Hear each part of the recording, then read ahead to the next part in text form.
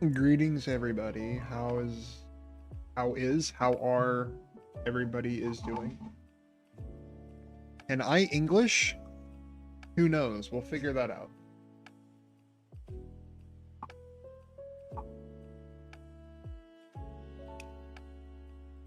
I need a controller to play this game. I do not have a hitbox. I don't care for them because I've never tried one. I'm sure if I would, but I'd enjoy it, but haha, money. But for the time being, we will just play with a normal ass controller because I am a basic bitch.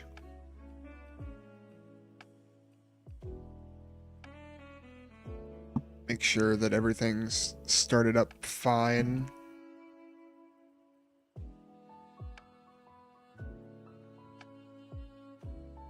Game sound, are you going? Yep, okay. I haven't played anything since then, so just a matter of trying to get it to get over to the game.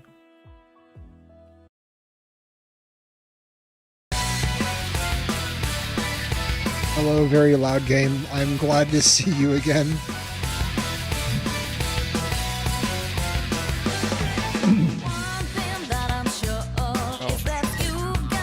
Controller was not responding. I expect controller to respond. Please. Persona 4 Arena Ultimax. Controller. It detects that it's there, but it's not doing anything. Why? Why? Let's try again. Best thing we can do is just try again. This program is brought to you by the following sponsors.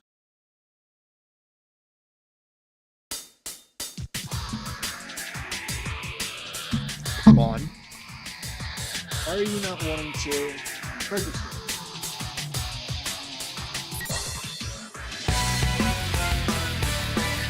Persona 4. There we go.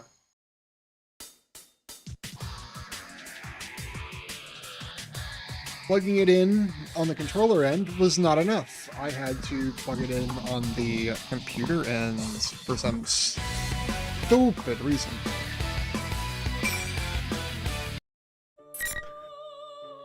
We finished you, and now we were going through Yosuke. Not Yusuke, that's in P5. Are we gonna get P4A? Who knows?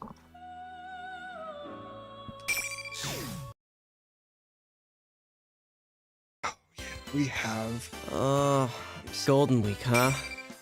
The holidays fell on pretty good dates this year. I forgot, we have bookmarks.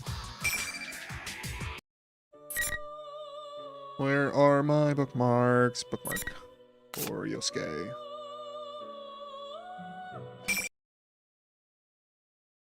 And we just fought you, so the battle is over. You looks up.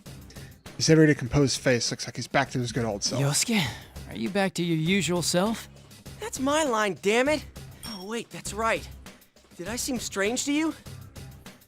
You know, Yukiko said the same thing. Oh wait, so did Chie. Something's not right. Carnivore Chie, Snow Black Yukiko, Sister Complex Kingpin Yu. I was wondering who'd be powerful enough to brainwash all of us. Did we go past it? What was the last thing we saw last week? Or last time we saw it? Oh well, I don't care. I was wondering who'd be powerful enough to brainwash all three of them into acting all weird. But isn't this what? But is that what's really going on? None of them remember what they said to me before our matches. Hell, they seem to think that I'm the one acting all weird. So maybe it's not the case that they're being controlled. What if I was the one being tricked here? Whoa, that means I'm the one who needs to wake up.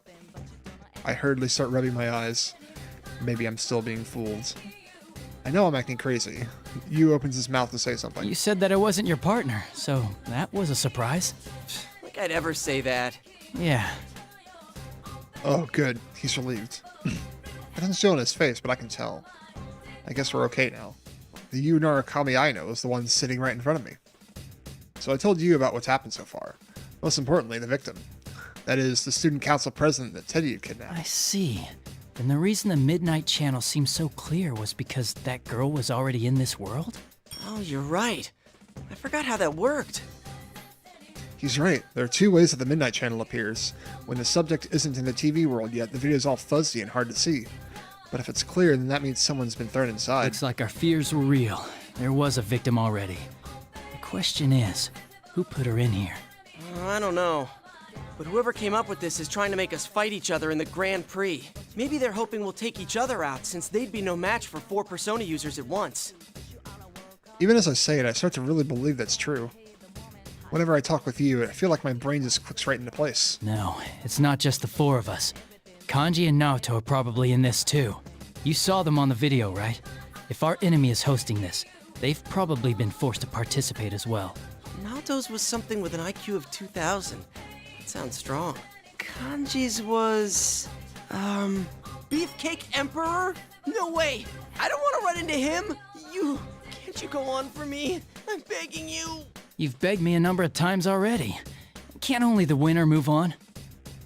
Damn it, he's ecstatic. Inside his heart, he's celebrating, clenching his fists. I know it. It shouldn't be a problem if you win, though if you lose against the Beefcake Emperor, you might be in some trouble. No! I don't want to be alone with him! Damn it! Fine, I'll go. This must be what they mean by you have to cover your ass for the worst. You'll be fine.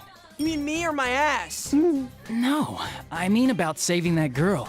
You can definitely do this. It's in your hands now. You? Sorry for talking about my ass so much. Hey, no, wait! I mean, I was just a little shocked to hear that from him. Up until now, he's always been the one leading the pack, followed by me. And now he's the one telling me that he's relying on me to get things done. He's trusting me. Sister complex or no, he's still my friend. Just leave the rest to me, big bro. I don't think I'm comfortable having you call me that. Hey, I'm not saying that you're my big bro. It's just you were going on and on about Nanako-chan a moment ago, so... Oh, yeah, that wasn't you. I tried to cover my embarrassment by telling a joke, but it didn't seem to help. Ugh, now I'm even more embarrassed. Anyway, leave this to me. I'll be going now. I tried to leave on a high note by acting high in spirits, so I waved at you and dashed out of the music room.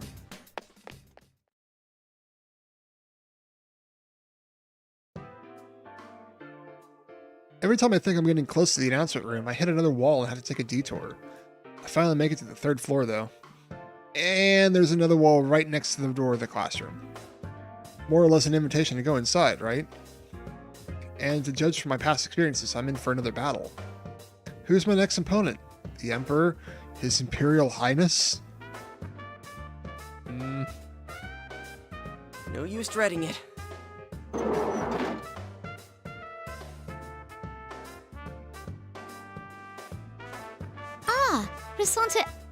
Yosuke-kun. Miss President! Booyah! My ass is safe!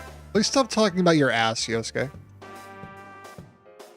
I was expecting Kanji, but our student council president and Teddy are waiting for me inside. It looks like I caught up with them in the end.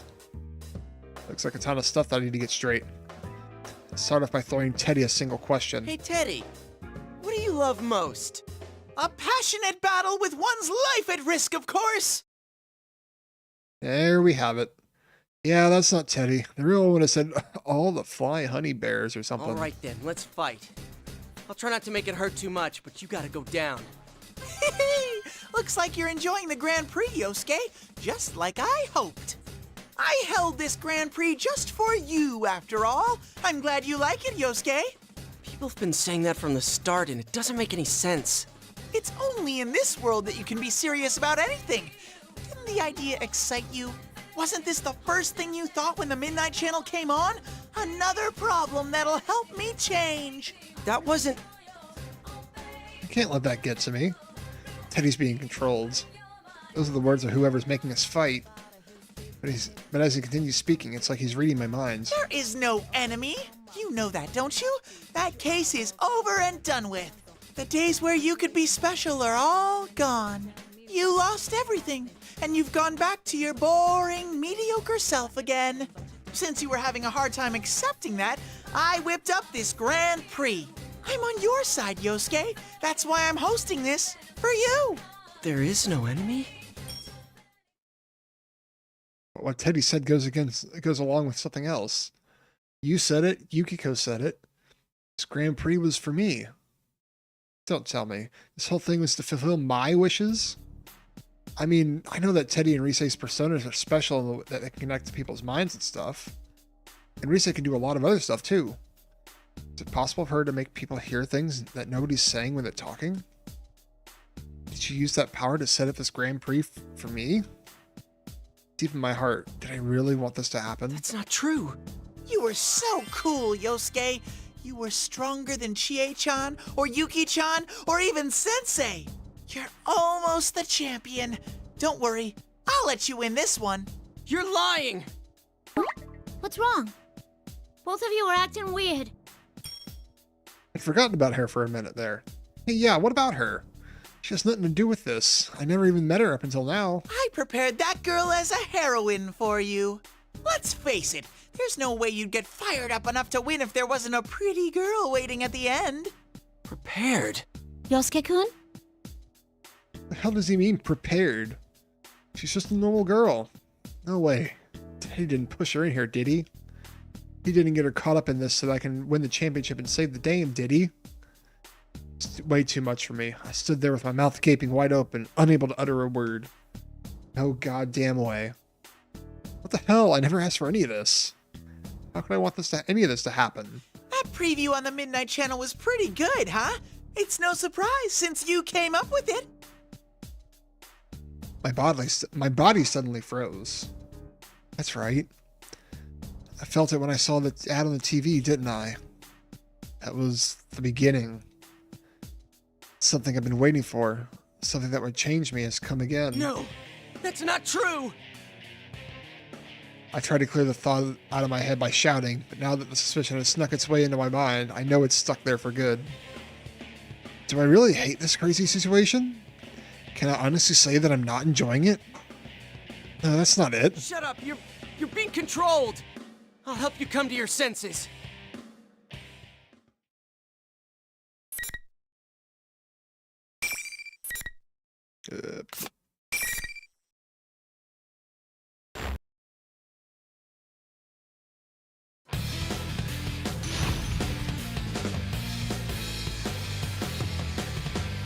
Well, he doesn't have red eyes, or he's yellow eyes, so he's not Shadow.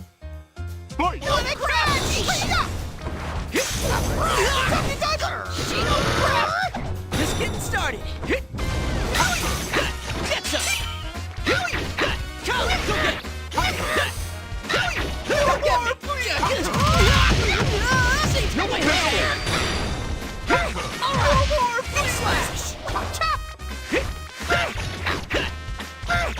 Come, get past that thick fur.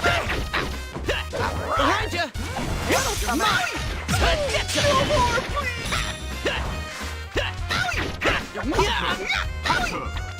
It's mine, slash.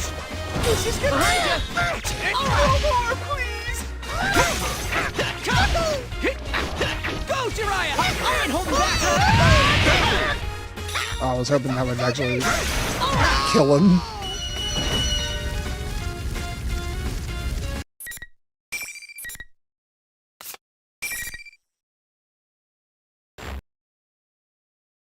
Teddy, Miss President, are you okay?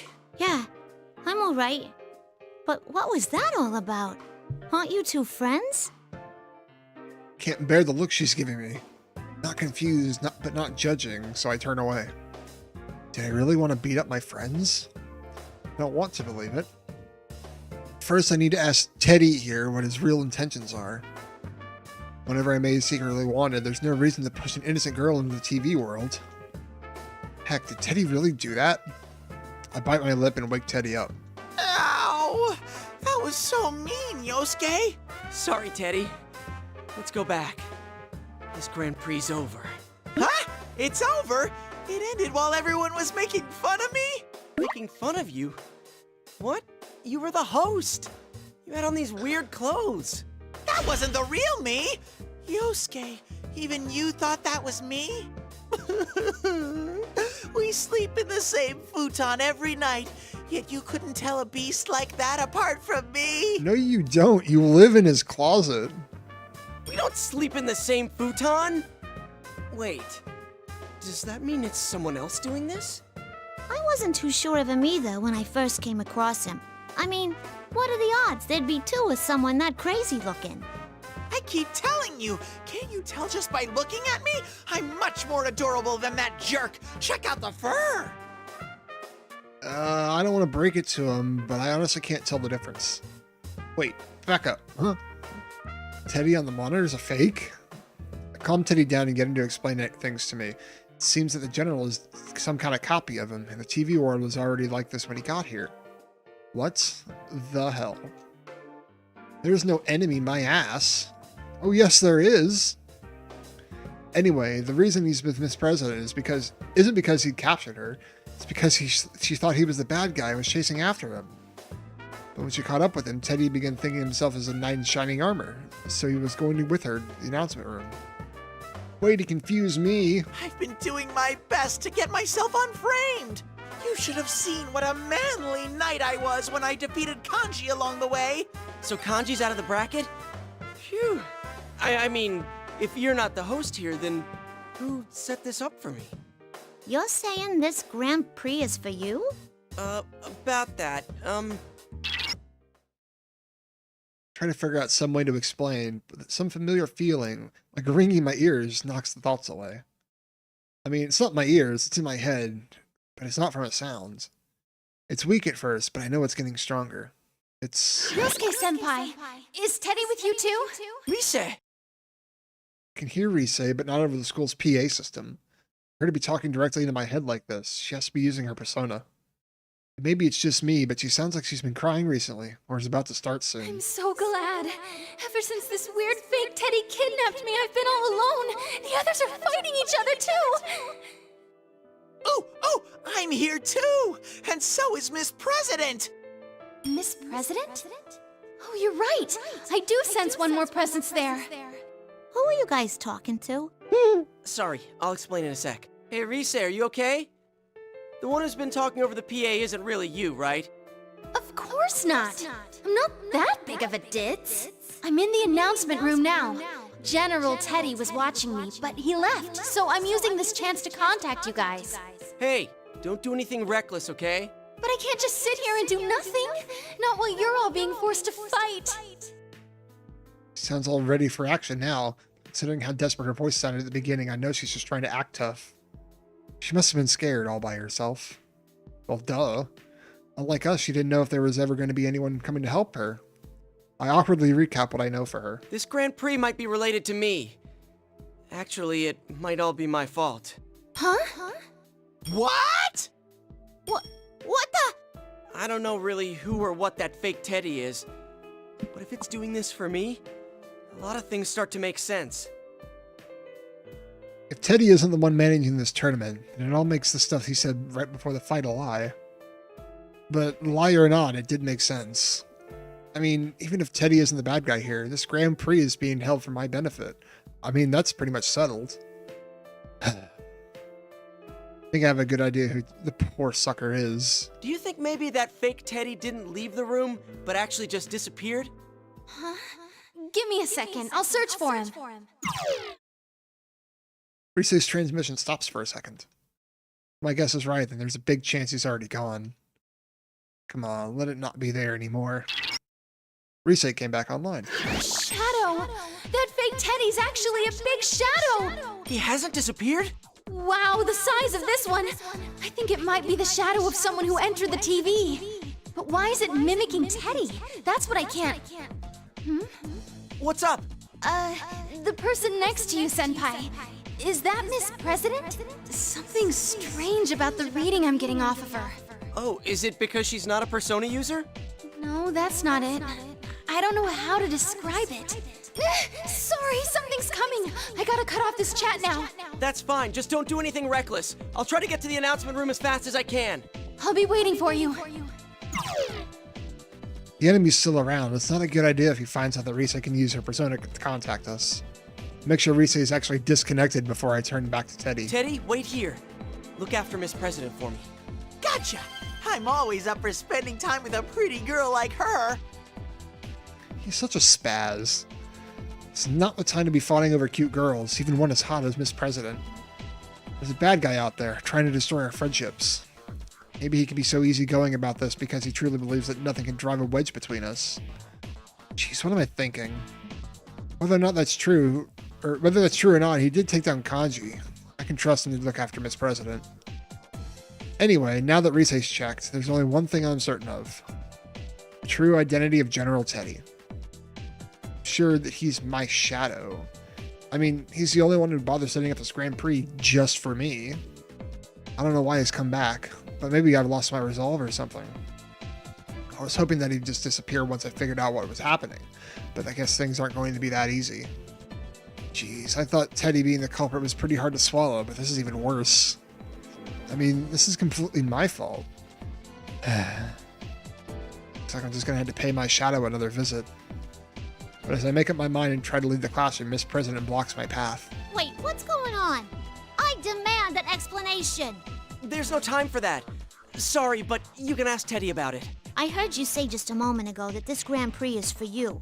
In which case, I gotta ask you, as student council president, if you're going to the announcement room, you gotta let me come too. You can explain things to me once we're there. You can't come with me. It's too dangerous. I'm just gonna lay it on the line for you here. That power you saw when we fought is called a persona. And this is no normal tournament. I'll be fine.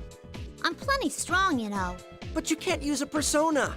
And this isn't a normal school either. Ugh, how can I explain this? I'm the one that said I'm going to the announcement room first. Don't be a copycat. That's not your problem, miss. I'm all ready to give her a verbal smackdown, but the look on her face is so serious that I have to pause. She eventually begins to speak with embarrassment. What she said over the PA bothered me. All that about how I get in the way. As student council president, I gotta have a talk with her about this. Does she mean the PA we heard when we first met her? You aren't worthy of anyone's effort. You just get in the way and cause trouble for the people around you. Don't let it get to you. It was just a stunt to make the Grand Prix exciting. Wait, huh? This Grand Prix is for me and she just got caught up in it. What's the point in belittling her like that?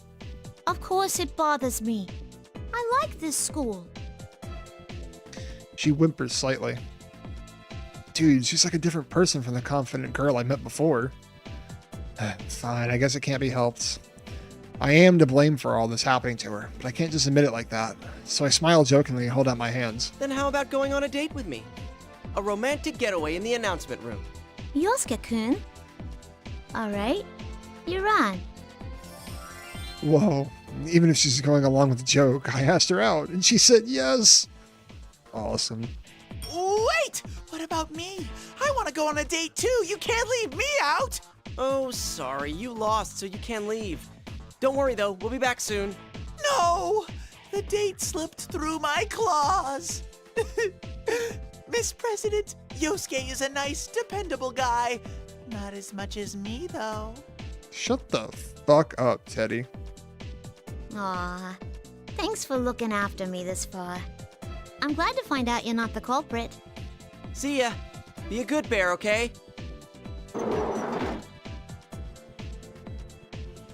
Miss President and I leave the classroom together. Teddy desperately tries to follow, but the invisible wall stops him cold. He keeps charging at the wall, but every time he does, he just bounces off, like a tennis ball being tossed against a glass window. When he finally gives up, he waves his stubby little arms to cheer us on. Yosuke, you better not lose. You gotta protect Miss President. And don't try anything funny with her. Shut up, I'm not you. Teddy. Well, that's just how he is. Man, I kind of want to smack him, but I've been smiling all the same.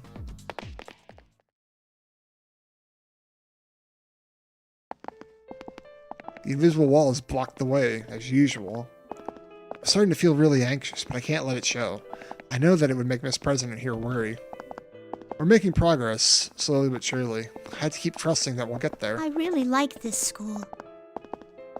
That was unexpected. Well, I'm not surprised, since you ran for student council president. Good job winning that, by the way. Oh yeah, what's your name? Oh no. My name? I mean, I can't call you Miss President forever, right? I guess your name was on the posters around school during elections, but I tend to ignore those. No offense. She clams up, so I try to get her open up a little more. she says next takes me by surprise. My name. I don't know. Huh? I can't remember it at all. I've been trying all this time, but I can't even remember what I was doing before now.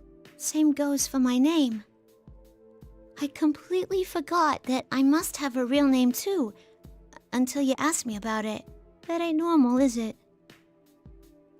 I wonder why that's happening to me.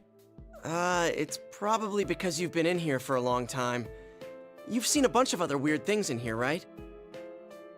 Well, now that I think about it, the victims who were dropped into the world had scrambled memories, bits and chunks missing. So it's definitely possible that she can't remember her name. Oh. You mean like those persona and shadow things? What are those? She seems really upset about this. But that's only putting more pressure on her. She's seen a lot. Maybe an explanation would help her calm her down a little. I decided to answer every question she has, one at a time. Well, a shadow is another side of you. It's what you're not conscious of, or more like the feelings you didn't want to admit you had. Everyone has a side like that, an ugly part of themselves, and most people hate to admit it exists. But if you accept it, it becomes a persona, a power that can protect you. So you have to accept yourself. I went through that once, but it seems like my shadow's back. Well, I'll just have to accept it again. Sure, I hope that's all I have to do. Of course, I can't say that part out loud. I talked like I was confident, but in reality, I'm really nervous. How can I be smiling when I'm so worried? It's crazy, right? I look at her to try to gauge how she's feeling. It sounds rough. You think since I can't remember anything, the same's happening to me? Don't worry, I'm sure you're just in a little bit of shock right now. Oh, great. I've got her all nervous, too. Trying to cheer her up. I try to play up the good parts. You remember that you're the student council president, right? I'm sure you just need a little help to remember everything else. You think so? You've been a real big help, Yosuke-kun. Huh? Me? Did I do something? Mm-hmm. You sure have. She finally smiles. It's only a little one, but it's there. Huh? Is this really the first time I've seen her smile? Oh, damn, she really is cute. I start to get embarrassed about having faked asked her out on a date, and my feet sped up. Hold on, one sec. Now I'm literally running away from her. Talk about chicken-hearted. I'm gonna put that one here instead. I want to work from the bottom up. Finally, and I do mean finally, we stand in front of the announcement room. Miss President and I exchange a glance. Then I summon all my courage and throw the door open. Expecting to see the fake Teddy, or should I say my shadow, in the room. Risei's the only one in here. Yosuke-senpai! Are you alright? Where's the shadow? You mean the fake Teddy? He hasn't come back at all. I sense this weird presence, but I don't know what it is.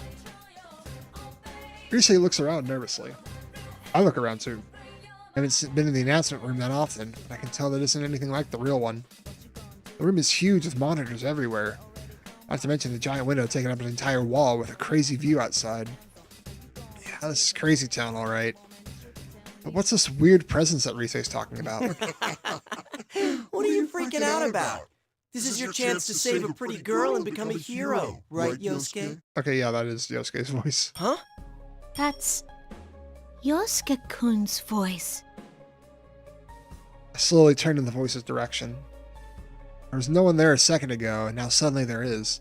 He has my face. His inhuman gold eyes narrow in a taunting way. It looks like I was right. Hey there, Yosuke. Yosuke-senpai's shadow? Man, this isn't getting any easier. But at least I can confront him without freaking out like I did last year. How? I thought you merged back with me. I'll come out anytime you start ignoring me. I'm always watching you. I am you, after all. This is a shadow? Yeah, that's right. You're me. You're the weakness in my heart. I admit it. Now get back here. It's not that easy, is it? I blurted out before I have time to get second thoughts. This should do it. Then the shadow starts laughing instead. Not bad, but that's exactly what I mean by ignoring me. You haven't changed at all since then. You just cover up whatever you don't want to see and paper over it. That's why I've returned. I'm not your persona anymore. Don't tell me. Hold on a sec. Does that mean... Forget logic. It's just faster to try it. Jiraiya! My nervous voice fills the announcement room. That's it. My persona, Jiraiya, doesn't appear. Instead, the shadow begins laughing even harder. No way. So you really are? To be honest, I was still doubtful. I'd hoped he wasn't my shadow. I mean, of course I didn't want to believe it. I was the cause of this Grand Prix mess, let alone admit that I was actually enjoying it. Shadow's right. All I was doing was ignoring the problem. My fists clench, my knees lock, and my entire body shakes. Is this because I was weak? Is that why everyone got dragged into it? Yep. Because I wanted a crisis to solve again. Because the case ended and I was bored? You got it. I'm sure you understand without me having to tell you. I couldn't save Saki-senpai. I didn't want to ever lose someone again. But I still wished for this. I was proud that Inaba was peaceful. I thought I could finally be proud of putting Saki's death behind me. And yet, was I really faking all of that? In the end, am I just a loser who puts his own boredom over the death of a loved one? Senpai. You can hear the quivering in Risei's voice. No, this isn't true. Don't look at me. This isn't me. It was all your desire. Trust me, I know. I am you after all. I could feel myself ready to fall to my knees. Can't use my persona anymore. Thought I had changed. Now I've literally lost everything. I have to accept it. My mind knew what to do, but my heart still raged against it. Even before I knew what I was saying, the words were flying from my mouth. You're not. No, Senpai, look at me. I lift my eyes to look at Yurisei. There she was, with Miss President standing next to her. It was tough seeing the looks on their faces. I look away quickly, but Risei scolds me. No matter what weaknesses you might have, we'll never stop liking you. So please, don't deny who you are. Why'd you have to get in the way? Here, I finally got in touch with the others. Listen to them. Risei closes her eyes and folds her hands as if in prayer. I see the elegant shape of her persona appear behind her. And at that instant, voices pour into my head. These are... You moron! What are you saying? Who do you think we are? Yosuke-kun, we heard everything, but there's nothing for you to be afraid of. I like how their backgrounds are still where they're stuck. I don't really get what's going on, but if it's gonna keep showing up, you just gotta beat the crap out of it every time. We didn't even see you. We're all with you, Yosuke. You can rely on me too, you know. Anyone can fall prey to the same troubles and insecurities. It's not just you, Senpai. It's true for all of us. Everyone. My vision suddenly clears. I hadn't even realized that I was squeezing my eyes shut. Huh? Naoto? How come you're here? That's well... Who cares why? There's more important stuff at stake here. After Chie, the clearest voice of all. You won the battle against yourself back then, but you can't do it this time? Yosuke, believe in us. When I hear my partner's voice, I draw a ragged breath. I catch myself and inhale deeply, not noticing until now how much I had tensed up in the last few moments. Risei, the bringer of these voices, turns to me. From the smile on her face, I know that she expects me to feel better now. And even though she has to be scared right now, she cares enough to smile for me when I'm feeling down. That's right. I finally realized the simplest truth. The biggest difference between the person I was last year and the person I am now. Now I have friends that accept me, even when I doubt myself.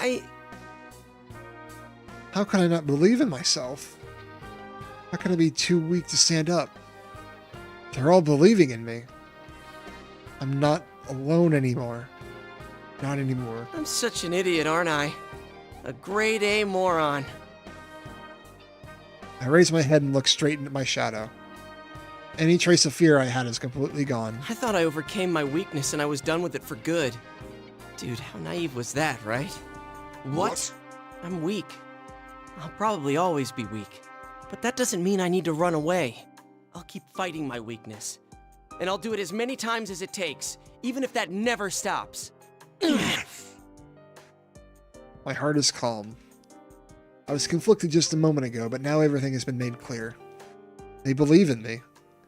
And knowing that, I feel their faith pushing me forward. I can feel the power surging in me. The force filling my spirit causes me to shout out. Come, Persona!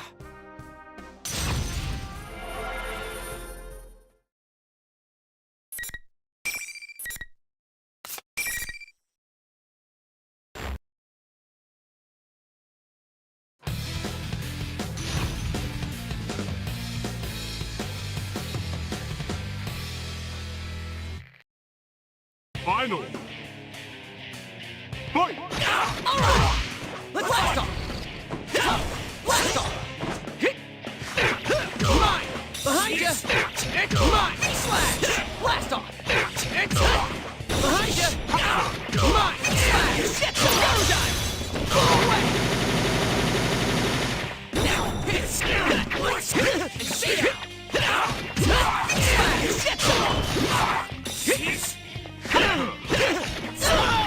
Just getting mine! Mine! Bingo! Come on! Just getting started! Alright! I almost had it perfect. Unfortunate, I'm still shit at the game.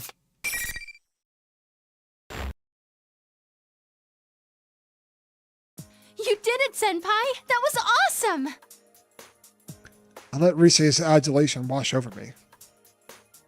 There's something bugging me. Something that could be really bad for me. About my conversation with my shadow. Did you? I hijacked the school PA system. I knew it. Everyone will be backing me up since they've been hearing everything I said leading up to it. You saw my shadow last time. And now everyone got to listen in? Ah, so lame. That's not true. You were really cool, Senpai. Thanks.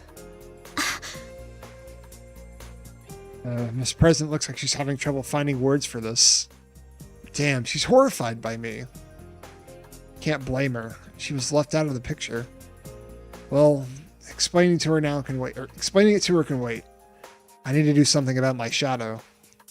But when I turn around, my shadow isn't there. Huh? Where did he go? If he disappears, won't my persona... Wait. Something's not right. I used my persona during that fight. But my persona's my persona's my shadow. So if my shadow's left me, how can I have used my persona?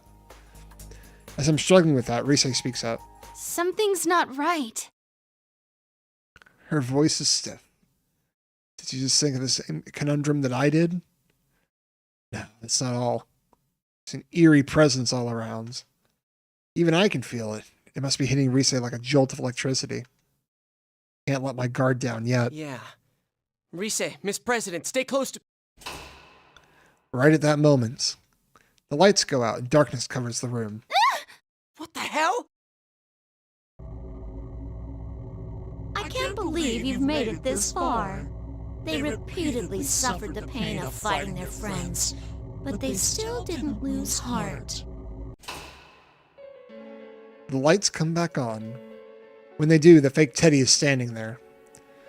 Why is it looking like that now? Wait, was the one talking in that weird voice? Fake Teddy ignores me and looks at Miss President. No one can understand you after all. What a shame. Who are you? Then you weren't my shadow? I want to make people fight. I especially want friends to fight against each other. Then maybe they'll understand how I feel. That was your wish, wasn't it? What are you saying? What does it mean this was my wish? And what's with that voice? Wait a minute. It's not talking to me. Then you mean... Senpai, get back! The shadow's reacting to Miss President! It was really her shadow! What? I feel my brain cracking open like a dropped watermelon. That's Miss President's shadow? But it just said it was my shadow. And now that I think about it, this General Teddy has always been hostile to her ever since we met outside the school. That would explain Risei's voice in the PA system too. Well, duh. If a normal person's here for long enough, their shadow's going to split away from her. I should have known that. After all, that's exactly what kept happening last year. Miss President looked so healthy that it just never occurred to me.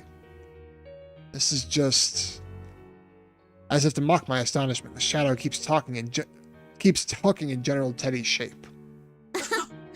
I did exactly what you wished.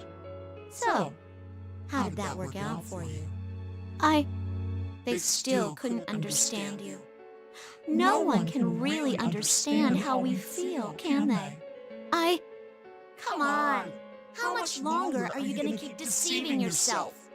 Didn't you hear them say you shouldn't ignore who you are? Here, I'll show you your reality. With that sound, the enemy finally shows its real form.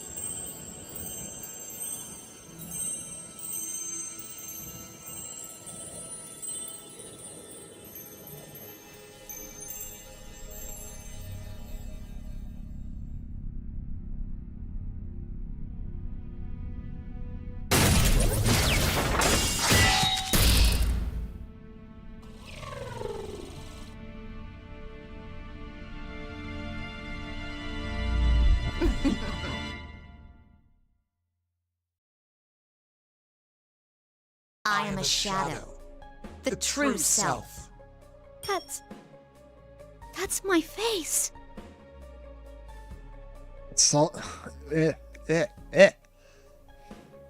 That's all, it's the same. Even though her shadow has the same face, her body is wrapped in metal. Miss President screams at what appears to be something from a sci-fi flick. Well, you must remember now. No, I'm not like that. No, Miss President, calm down. A shadow doesn't just take on your appearance. They look like a twisted version of you to agitate you even more. No. I tried calming her down, but my words aren't reaching her. She just keeps shaking her head in denial. What's going on here? Shadows are things that exemplify what their originals want to be. Never heard of them transforming into other people. The shadow sees my confusion and smiles. It's an illusion. Huh? It's an illusion. Isn't that what you thought when you fought your friends? Your senses were being deceived, warping what you saw, twisting what you heard. That's how you made my senpai fight each other. Is that your power? Not just mine. It's actually our power. Isn't that so? Me. Our? What is she saying? No. I'm not like you. I'm human. This president crouches down to say the words that are always bad. With that, the shadow's smile grows even more menacing and snaps its fingers again. At that moment, something like TV static flashes across my eyes. I rub my eyes. The static doesn't cover my entire field of view, but slowly begins to focus around Miss President. When it clears, she's changed. Metallic limbs stretch from her uniform. Something metallic, like wings, unfurl from her back.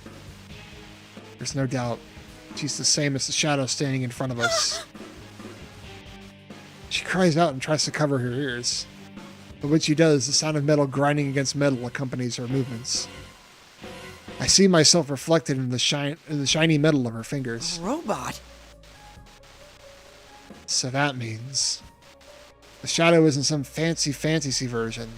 That's her true self. So Miss President was the one trying to look like a human? No! I'm human! You still believe that about yourself? No human can do that. And you know it. The Shadow points at me, and I'm at a loss for words. I look around, but in the end, my eyes meet hers. We both fall silent. In those few seconds, I can feel a deep rift growing between us. Yosuke-kun? No, don't get me wrong. I was just a little surprised. I'm human! Wait, I'm sorry. Suddenly, there's an explosion so loud that I think my eardrums are blown out. The smoke makes me cough and my eyes tear up. I manage to focus and see a hole in the wall. I can barely see through the smoke, but I can see the hallway on the other side. Eventually, the smoke clears and the shape steps through the hole. What the? I didn't sense anything until now!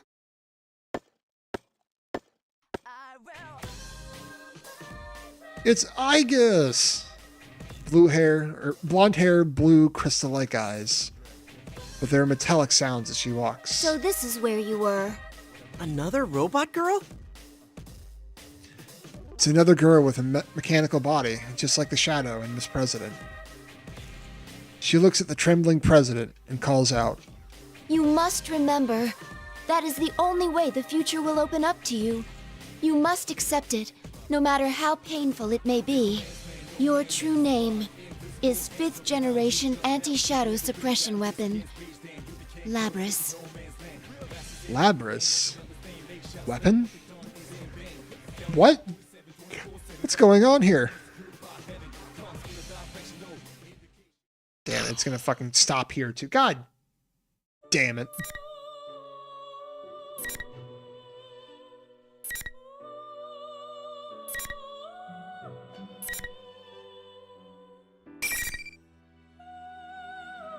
Well, I guess we're doing Chies.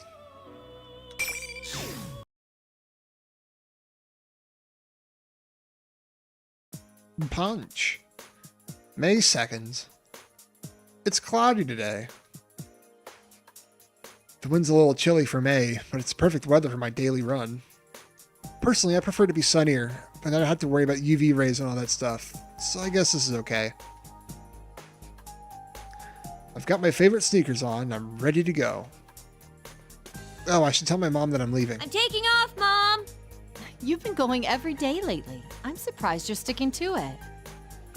Who is that? I don't recall that voice being familiar anywhere. The body is the temple, you know. I gotta start training now. Now? Oh no, it's nothing. Well, don't forget to train your brain, too. Yes, Mother. I mutter in response to my mom's casual remarks as I rush out the door. My name's Chie Sadanaka. I'm a third-year student attending Yasogami High School. After a certain series of events that occurred last year, I finally found out what I want to be in the future. I want to become a police officer. I'm going to make myself strong and protect everyone from bad people. I know it's kind of a childish reason, but I'm serious. It's because I'm so serious about it, I haven't been able to tell my parents yet about it either. And I've already talked about it with my guidance counselor, and I want to go to the police academy. And although I'm a third year, it's only May. Considering that a lot of people around me are still troubled about what they're going to do after they graduate, I feel like I've got a slight lead over them. Well, even so, I still need to make sure I study a lot too. But to be honest, it's not going so great. I mean, it's so much more fun to go out for a run like this instead of sitting at a desk all day. Feeling good. Take a deep breath of the damp air and start my run down by the road next to Samagawa at my usual pace. Inaba is, well, let's be honest here, it's in the sticks. It takes a couple of hours switching trains to get here from a real city. Some people hate that there's nothing here, and others think it's a bother how everybody knows everybody else. But to tell you the truth, I like it.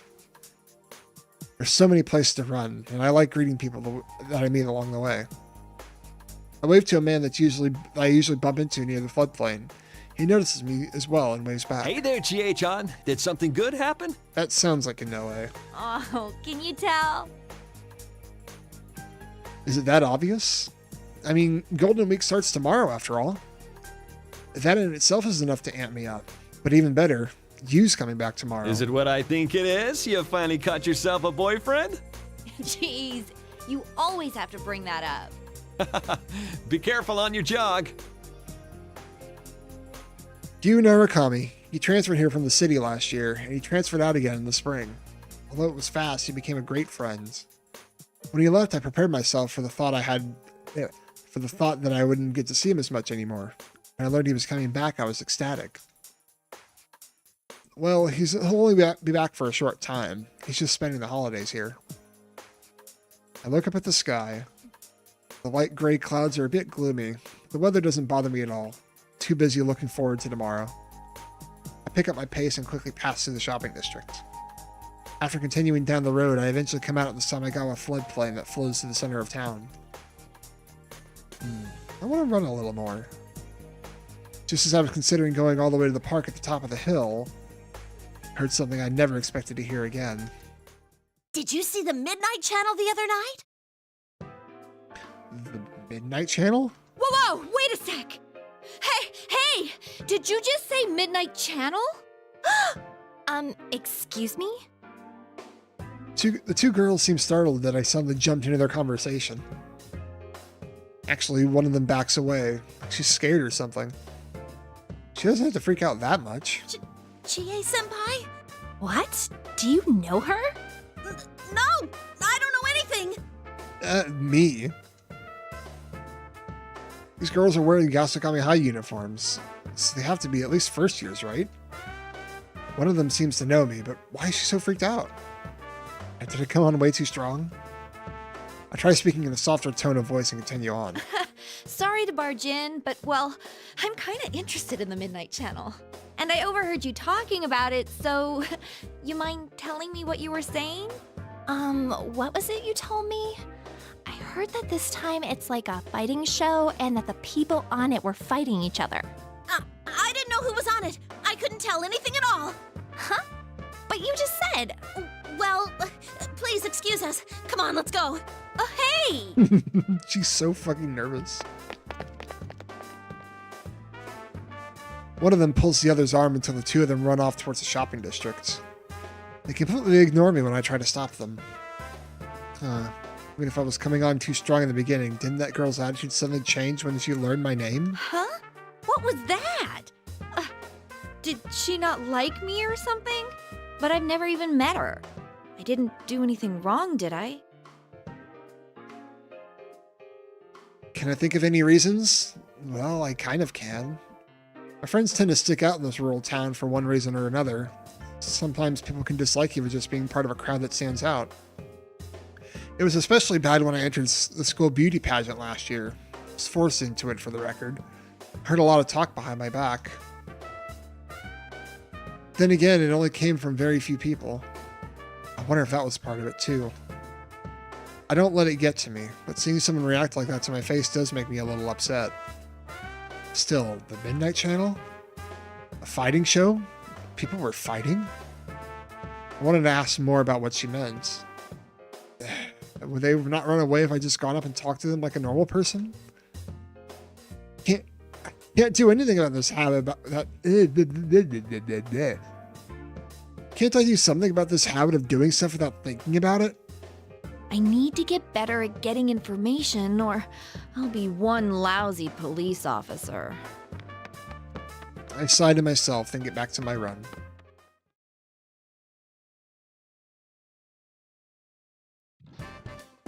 The Midnight Channel. So I munch on an awesome meat bun from Aya, the late night dessert that I save for after dinner. I roll onto my bed. Oh man, this meat bun is amazing. You just heat it up in the microwave for a minute and the outside gets all fluffy, then the juices get all over you and you bite into it like a meat apple. I take my time to savor this wonderful meat bun while I look outside the window. It's still cloudy, but it's not raining. I wonder if it'll start raining before midnight. The weather forecast did say it would. I think it'll be okay. But if we didn't get any rain, we definitely wouldn't be able to watch the Midnight Channel. The Midnight Channel was an urban legend that was popular last year. They said if you looked into a turned-off TV at midnight during a rainstorm, your soulmate would appear on the screen. Of course, the real problem was that it wasn't just a rumor. People could really see it. And the people that were shown weren't anything romantic like soulmates. It was actually connected to a series of terrible murders last year. There was a lot of crazy stuff that happened last year. In another world in the TV, personas, shadows, the Midnight Channel started it all. But it doesn't come on anymore. It stopped because of all the things, and I mean a lot of things we did. We formed an investigation team and worked out together to crack the case. That's why the Midnight Channel stopped coming on. Or so I thought, but if someone's seen it recently, I can't ignore it. Still. Why is it back on the air? Anyway, there is an ad in like 10 seconds. I will just go ahead and preemptively go to my little ad start screen, and I will see you guys in 3-ish minutes.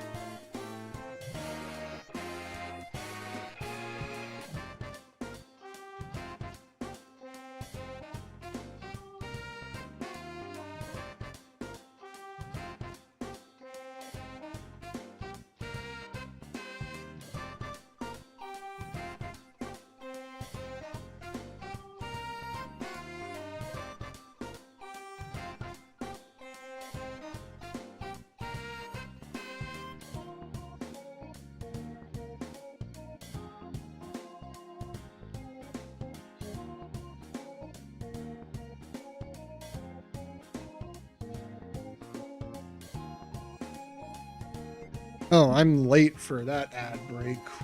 Whoops. Sorry.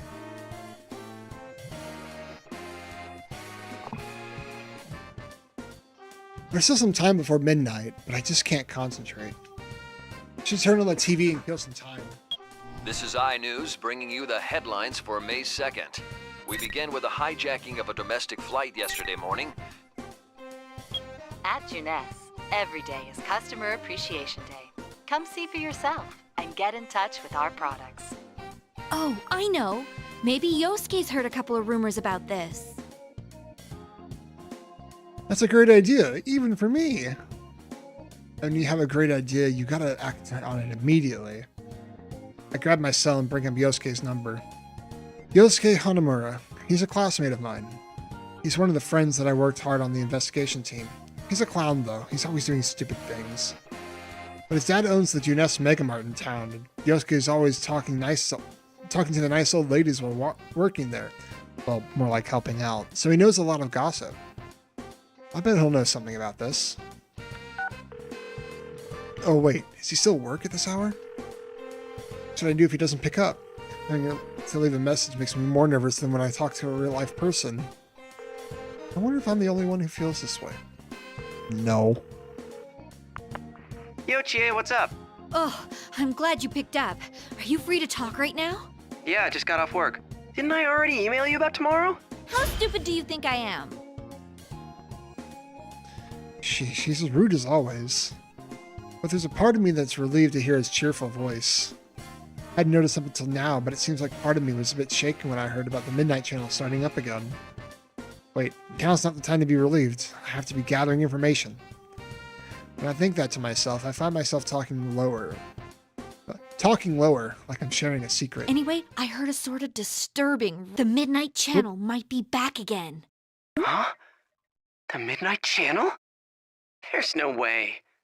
An underclassman at our school. I tried to get more details out of her, but she took off in a huge hurry. Dude, you didn't growl at her or anything when you asked her about it, did you?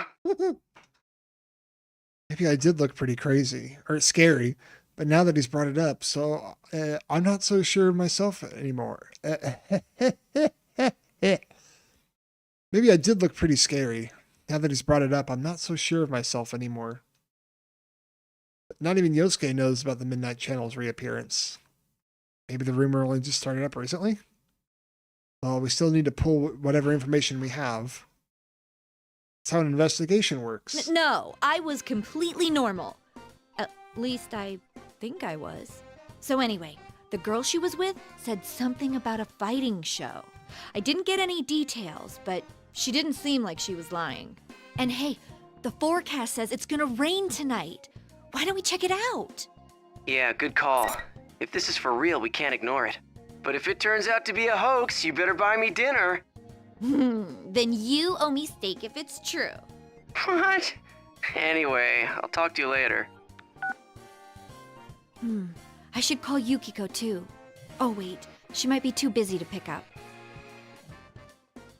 I end the call with Yosuke. I should tell Yukiko about this next.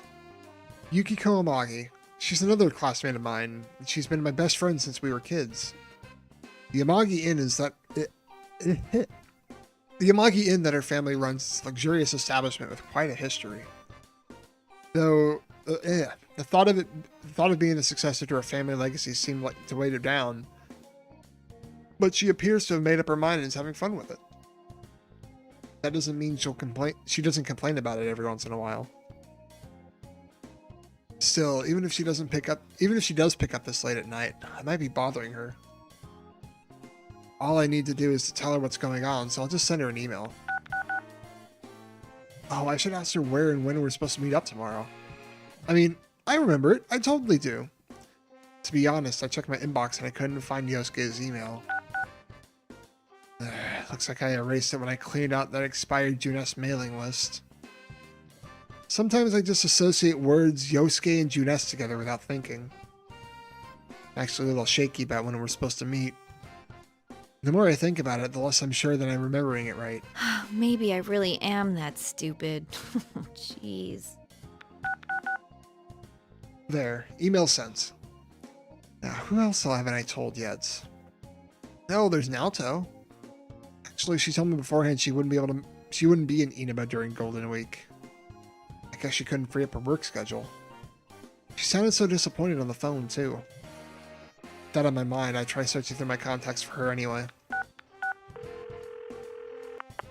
Hi, Nato-kun? Oh, I'm not interrupting your work, am I?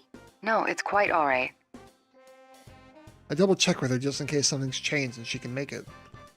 Looks like she really can't. After making sure, I decide not to tell her about what might be another case. I feel bad about making her worry when she can't come back here. It really is a shame. Give my regards to Senpai and the others, won't you? Will do. Good luck with the job. Alright. All I can do now is wait for midnight. There's still some time.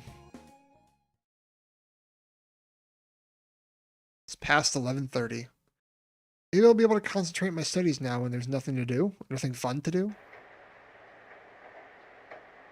Well, I tried, but it was still useless. While I'm lying face down on my desk, I hear a faint sound hitting my window. I rush over to my window. Yes, rain! Keep it up, clouds. The Midnight Channel should show up then. No, I don't think I should get so hasty. It may only be just a rumor. Still, I want to hurry up and see if it's going to come on or not. Considering that Yu's coming back, it'd be great if there was nothing else to worry about. Once I make sure he doesn't show up, I'll pray for the rain to lift, so we'll have another great reunion under the clear skies tomorrow. Have a great reunion, not another great reunion. Ew. I'll take a seat in front of the TV and wait. Can't time hurry up a bit? This kind of brings back memories. Waiting for the Midnight Channel like this. It's as if the investigation team has picked up right where it left off. Then, when I close my eyes, those memories come back like it was only yesterday. Yu was our leader and Yosuke was his partner. The two of them fought back to back, always perfectly in tune with each other. Then there's Yukiko, who can be a bit off at times, but is kind and warm-hearted. She's my best friend. She was one of the victims in the case too. Saving Yukiko was actually the first job for the investigation team. Then there's Kanji. He's only 1 year younger than us, and though he seems like an oddly feminine juvenile delinquent, he's a man at heart. Okay, that's a nice descriptor, I guess. There's also Rise, or Brissette, who's actually a famous pop idol. Oh, and I can't forget Naoto. She's a real detective. Finally, there's Teddy. He's always a clown and jokes around, but it's hard to hate him. I find it quite easy. The more I think about it, the more I realize that our group is really full of strange people. I guess there's no helping the fact that we talked about them. But now we're just used to being together. To be honest, if it hadn't been for the case, I might never have gotten to know some of them. Still, I never want to go through anything like that again. Just 5 more minutes to go. When I swallow, the sound is amazingly loud. My hands are cold and I've unconsciously curled them into fists. Please don't show up. I mean, if it does, then there might be another victim. I just want to laugh about this tomorrow. Yosuke just laughed it off, thinking that I tricked him into staying up all night for no reason. I really don't want someone to I really don't want someone to get hurt again.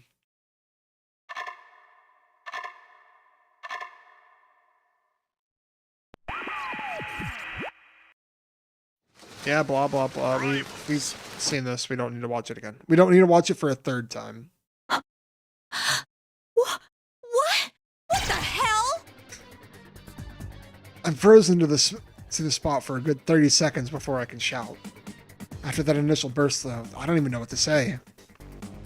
Yeah, that was the Midnight Channel. It's as clear as day. And I was on it. There's no mistake. That was me. There was some stupid catchphrase tagged onto all of us.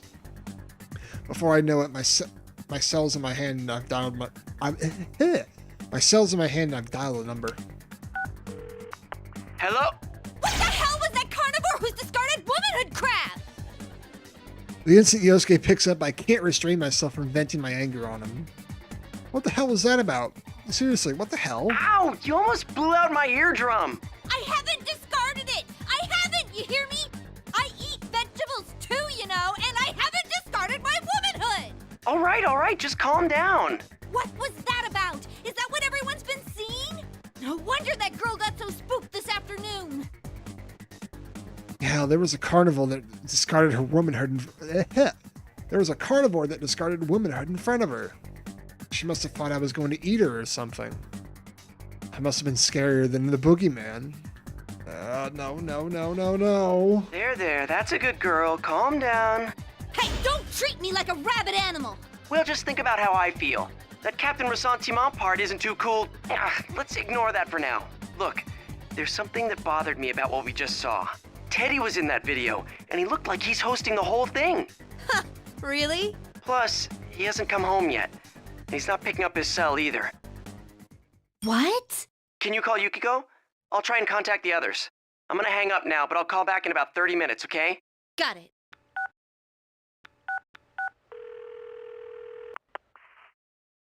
I hurry up and call Yukiko. She seems badly shaken up too, and her voice is trembling. I was about to try to console her about it, but the reason she was so shaken up was a little different.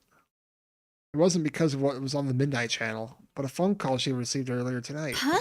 Rise-chan's gone missing? Yeah, her manager called the Amagi Inn to ask if I knew anything. Could it be related to the Midnight Channel? I don't know about that, but...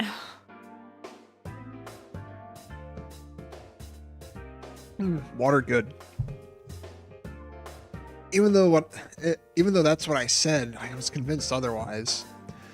The Midnight Channel must be related to how Teddy and Rise have gone missing. I don't have any proof, but I think about the timing. There has to be some kind of connection here.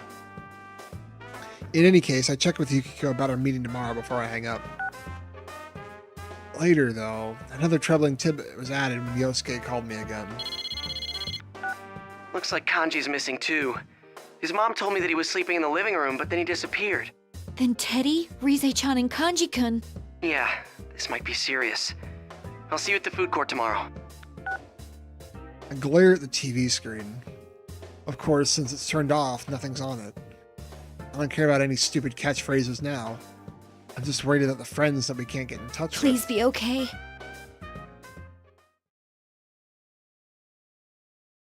Man, she's going through a lot of this, quote-unquote, a lot of the story without a checkpoint. I didn't manage to get any sleep that night, so I got to the meeting place much earlier than I was supposed to. This is the food court on Janessa's roof. It's where the investigation team usually met. The light clouds from last night are blown away. It's a nice breeze passing through the area. Now, where should I wait for everyone? Just when I was convinced that I'd been the first one here, I see the narrow back of my best friends. Yukiko, you're early! Good morning, Chie. I couldn't stop thinking about things, so I wrapped up my shift at the inn early and came here. Yukiko smiles. Man, she's so pretty as usual. Gay. Just seeing her smile makes me feel a little embarrassed. Gay. But Yukiko's not just about looks. On top of being trained in etiquette at the inn, she's elegant and smart. Obviously, she's insanely popular among the guys. There are times when I'm honestly envious for her having things that I don't. But I'm proud of her, and I'm always happy that she's my friend. A woman's mind is complicated. Yeah, I said it. A woman's mind. I haven't discarded my womanhood, damn it. I actually made a boxed lunch for everyone. Let's eat it together later. Wow, a boxed lunch? You made it? Don't worry, I made sure to taste test it first so it won't be like last year. That doesn't mean anything. I think. Well, you've got a point. We don't want people to keep calling us poison chefs, do we? Ooh, that does smell really good. Oh man, I can't wait to try it. It smells so good. I'm sure it'll be okay. Yukiko's really been doing her best lately, after all. As Yukiko blushes shyly, I notice two people entering the food court from behind her. That's Yosuke and you. Hey there, sorry I'm late. I ran into this guy at the elevator. Good to see you guys again. Welcome back! The guest of honor's finally here. You're looking well. Welcome back. Should we... Huh? Oh, he already knows about the Midnight Channel thing. He's actually the one who called me up about it. Oh, I see. This has turned into a pretty thrown-together reunion, hasn't it? But I'm glad you came. Once Yu takes a seat, Yosuke clears his throat in an exaggerated way and looks at all of us. Is this going where I think it's going? I glance towards Yukiko. Our eyes meet and we can't help but laugh. Well, it sucks that we can't hang out more before jumping into another mystery, but to celebrate our partner's return, I hereby reinstate the investigation team in response to the Midnight Channel going back on the air last night. Oh, the team is back! Just hearing that name again gets me all fired up. Yeah, let's do this! I don't think the applause is necessary. But it gets us all hyped up. Yosuke smiles to himself and looks at Yu, but Yu is about to start clapping along with us. Yosuke just shrugs awkwardly. Everyone laughs at this, and the mood lightens considerably. It's like we've never changed. I feel like in this brief time we've completely filled in the last couple of months that we've been away. It's like you never went back to the city. Well, let's get cracking. I mean, this is no laughing matter.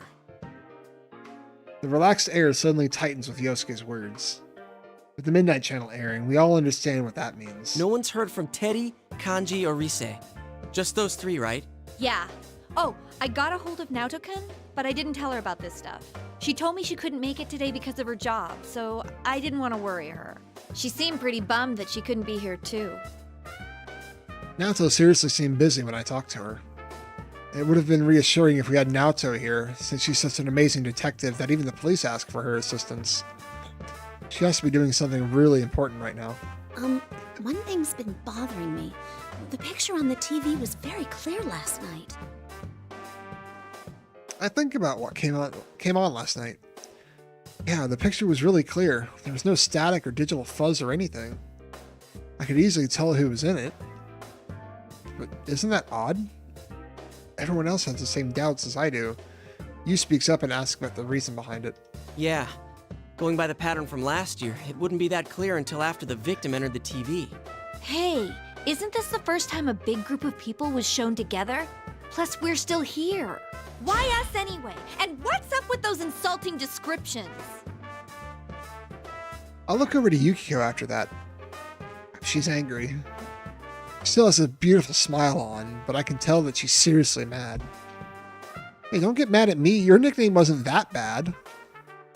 At least the unconquerable Snow Black still is feminine. That's just a joke about Snow White. I got stuck with Carnivore. Yeah, I know that's not the problem here, but still. What bothers me most is Teddy. He was acting like the host of that show. You said the same thing Yosuke said yesterday. Now that's our leader.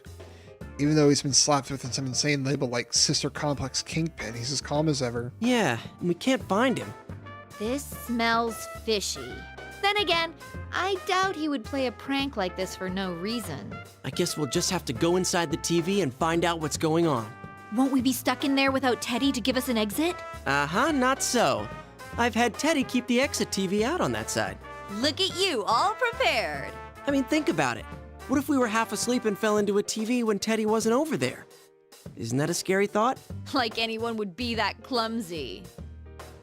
Well, there is someone who almost fell in like that.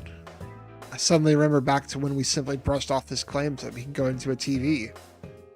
I remember that you said he was gotten stuck because his TV screen was so small or something like that. He'd been so serious. Feels like that was a long time ago. Anyway, it sounds like it's safe for us to go investigate then. Yeah, there's no doubt that something's going on in there. Is everyone ready? We're all good to go. To tell the truth, I had a hunch that this was going to happen. Everyone stands up excitedly, ready to show that we're all prepared. We're headed for the electronics department in June S. We know that the big screen TVs there will We know that the big screen TV there will allow us to enter that other world. Actually, we could use other TVs, but there's no way where we'd end up. Wait, no way to know where we'd end up. So we just stuck with that. So we just stuck with that one TV. I can feel myself getting more fired up with every step I take. If the friends we couldn't get in touch with have been dragged into something, then I have to rescue them. My fingers are still cold as I curl them into a fist. It's been a while, so I'm nervous. Then when I glance at Yukiko, she doesn't seem very enthusiastic either. Yukiko, it'll be all right. You don't need to scrunch up your face. Was I doing that? Yeah, you're gonna give yourself wrinkles. I'll be more careful. Don't worry, things are different from the way they were last year. We're old pros at this. That brings a smile back to Yukiko's face. When I see her relax, my nervousness unravels along with hers. Yeah, we'll be okay. I'm sure we'll be able to save them.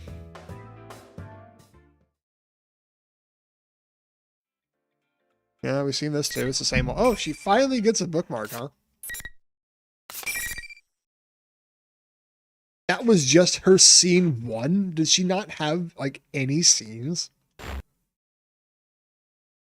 When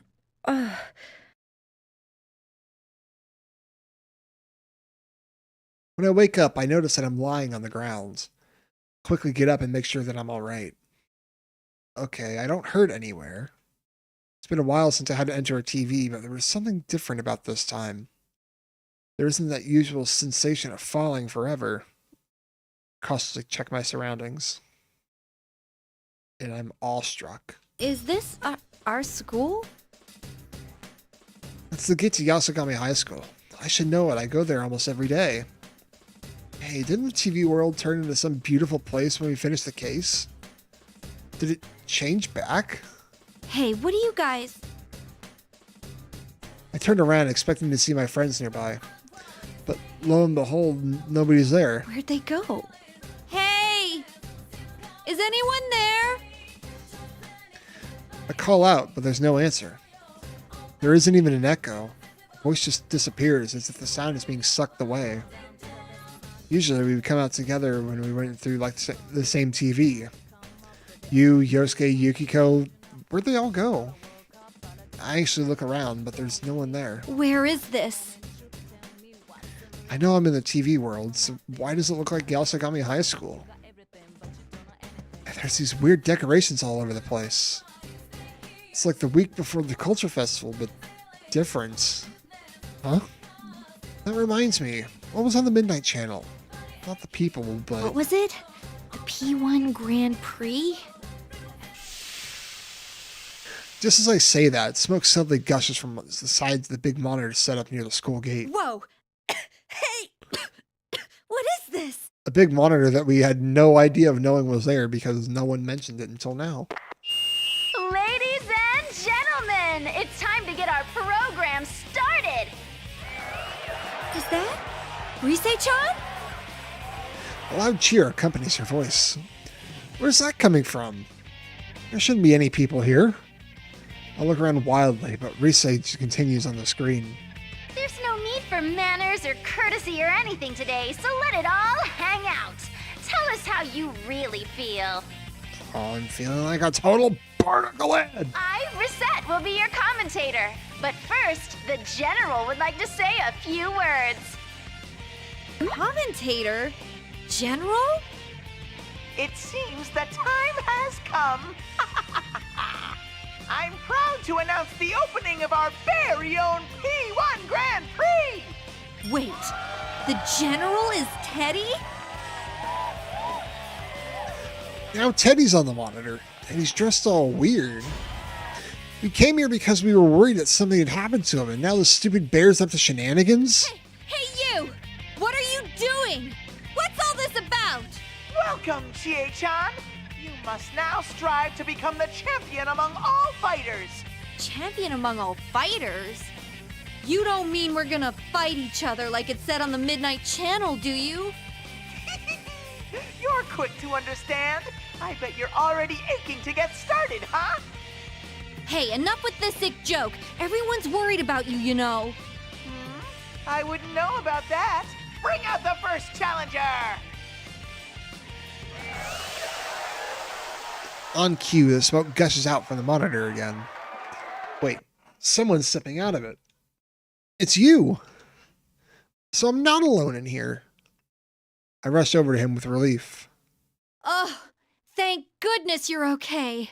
I guess I got separated from everyone else.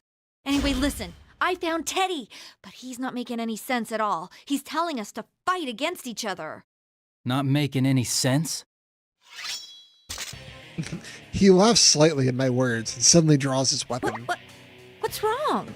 Aren't you gonna prepare yourself? The P1 Grand Prix already started. I see my own dumbfounded face in the reflection of his blade.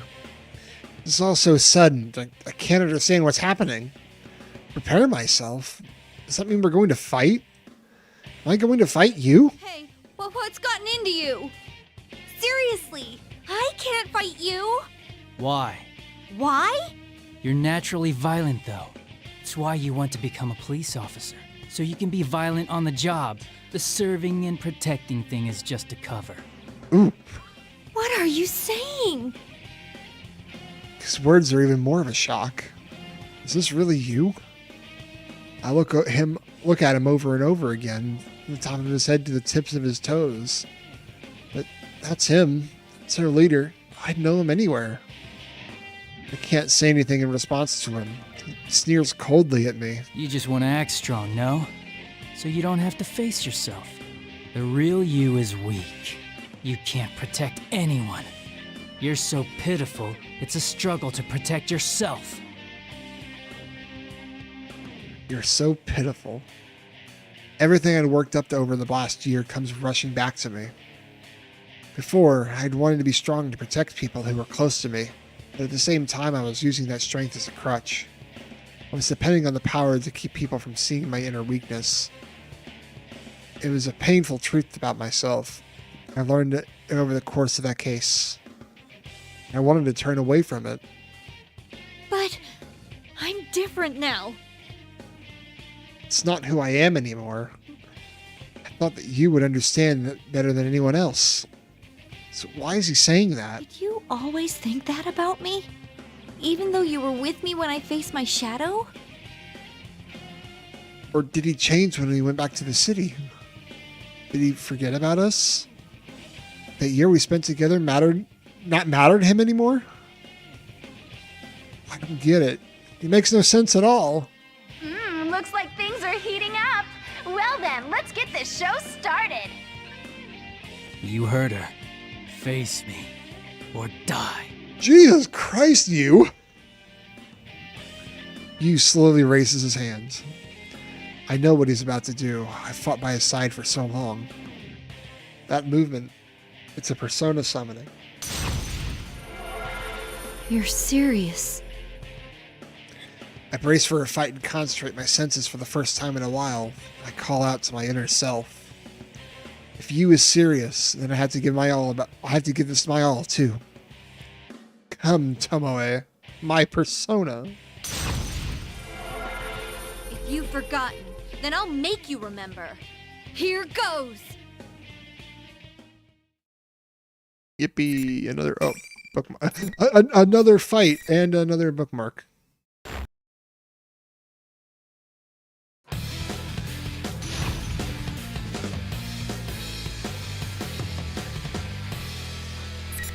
Oh, fuck you. The controller hasn't been disconnected.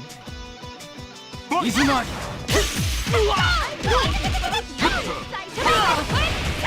Not enough.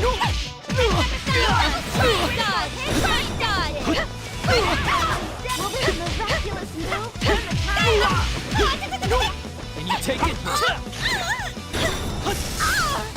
Go. Easy not. Ow. Can they keep that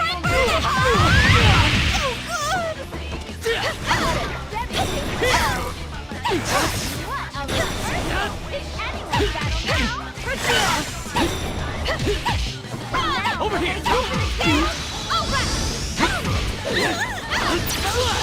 I'm dead. what? God damn it. They lost the lead. What a disappointment. How the fuck did I die as Chi? I mean, it's Chie, but whatever. That's like my first quote-unquote death besides the boss, because haha, boss funny. Finally! Fight! Vicious attack! Opponent corner! This shoots all the others, but now... I'm so bad at this fucking game, dude. One side has a slight advantage, although... Go! What a one-sided battle! Overall,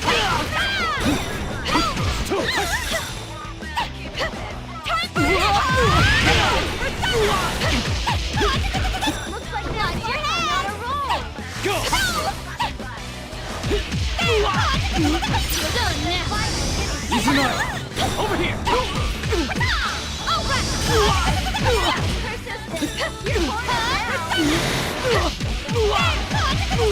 Sorry, guys. What a rare, close battle! You both fought well! The fuck out of here, you! I can't believe I lost to you! You. I beat you after he beat me. Maybe, but it doesn't make me feel happy at all.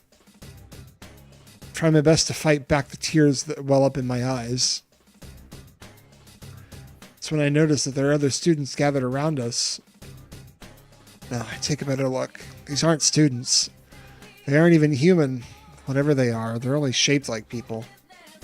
I was so absorbed in the fight that I didn't pay any attention to them, but I vaguely remember seeing them while we were fighting. What are they?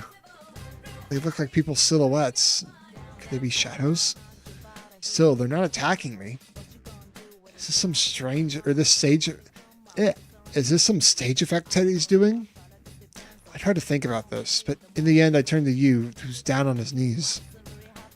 It's no use. I can't think of anything to say right now. And even though my mind's a mess, Teddy shows up on the monitor and starts being a total ass. That was an amazing fight! Good job in defeating Sensei, Chie-chan. That's our #1 thug! What is this? Is this really what you want? Why did you make me fight him? Oh, but I'm sure you know why, Chie-chan. Be looking forward to your next opponent. I'm sure the next one's going to be Yosuke, and then the last one's going to be, not the last one, but the last one of the investigation team is going to be Yukiko. Yeah. The monitor turns off. The students around us seem to have lost interest. They leave the area too. What does he mean? I know why we're fighting. Ow.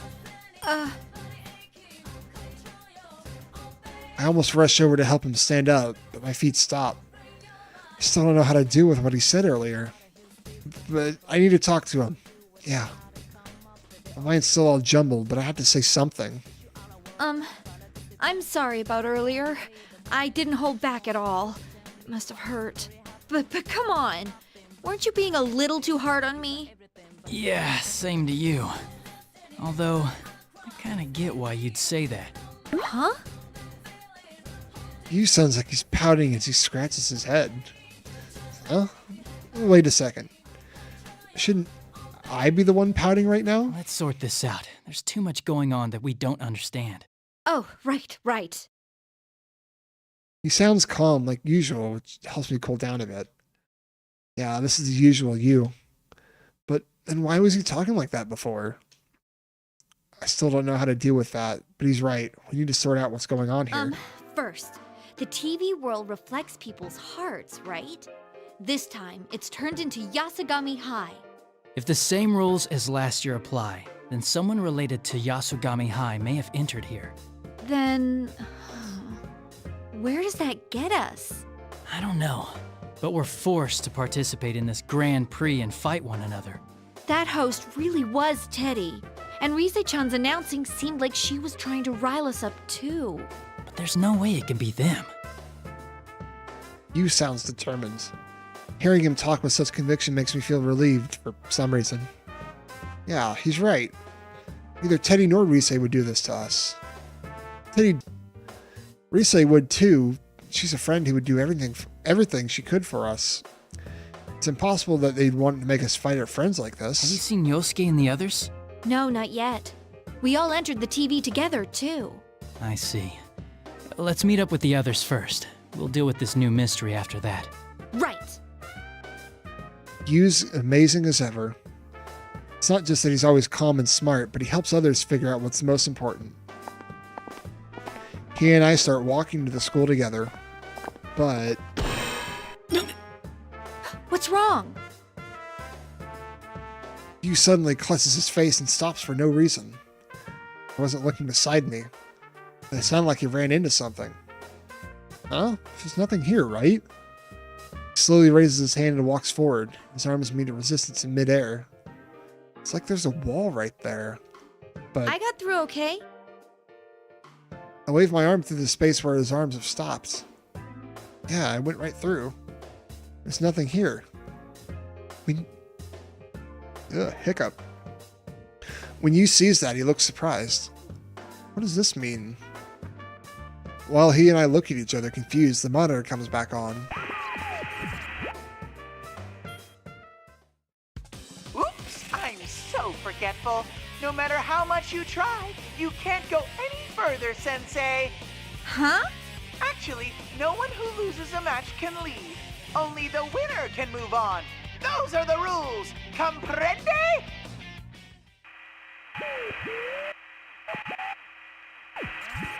The monitor turns off just as suddenly as it turned on. Hey! He's watching us, but he doesn't care to listen to anything we have to say. Isn't that selfish? Still, only the winner can move on, huh? That's not some goofy if that's not some goofy plot out of a TV show, I don't know what is. What in the world does he want from us? I mean, if there's something like a wall here, then... Persona!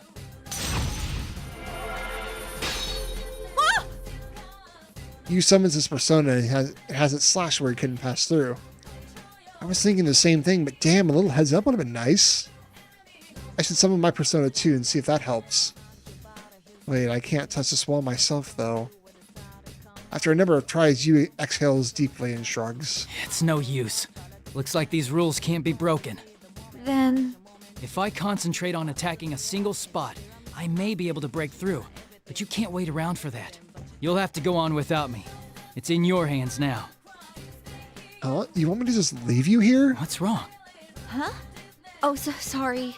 I'm just nervous. You're better at solving cases and things, so I'm like, can I do this on my own? It really would have been better if I had lost, huh? Great. Now that I say it out loud, it's true. I mean, he's so much smarter than me and calmer and stronger. So if you compare him to me, I can't get what he said out of my head. What he said earlier out of my head. A weak, pitiful person. That's not like you. Weren't you gonna protect everyone? That's when he puts his hand on my shoulder. Hopefully I'm on the same side of the wall. I look up and he's smiling like he's trying to cheer me up. Don't worry. Believe in yourself. You can save them. Plus, rushing headlong into things is your specialty, right? Hey, that's mean. But that's what's best about you, Chie. You're honest and straightforward. I know he's just kidding, but I do feel better now. And we don't know what Yukiko or Yosuke are doing right now either. I'll get going then. I'll be back with the rest of the guys to save you. Just wait for us. If I'm the only one who can go on, then that's just what I'll have to do. I'm the only one who can do this. So I will do it, because I'm the only one who can. Or something. It kind of makes sense. Everything should be that simple. I wave one last time back to you before running into the school building.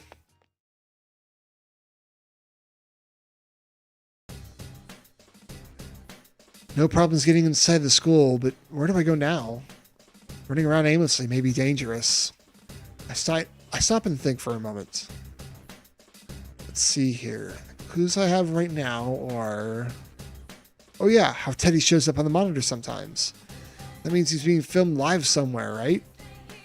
Where can they be doing that? As my mind is running flat out, I catch a familiar figure out of the corner of my eye. That eye-searing combination of blue and red. It can only be... There's that bear. What the fuck was that noise, Daddy? But he didn't even notice me. He just went up the stairs like I hadn't said anything. And he wasn't alone. There was a girl in a Yasukami High uniform with him, but who was that? Rise? No, that wasn't her. Ugh. Anyway, I need to go after him. Hey, get back here!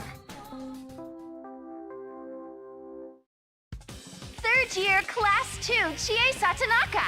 How are things going? I have a message from the general. Your next battle is about to begin, so don't go anywhere. Huh?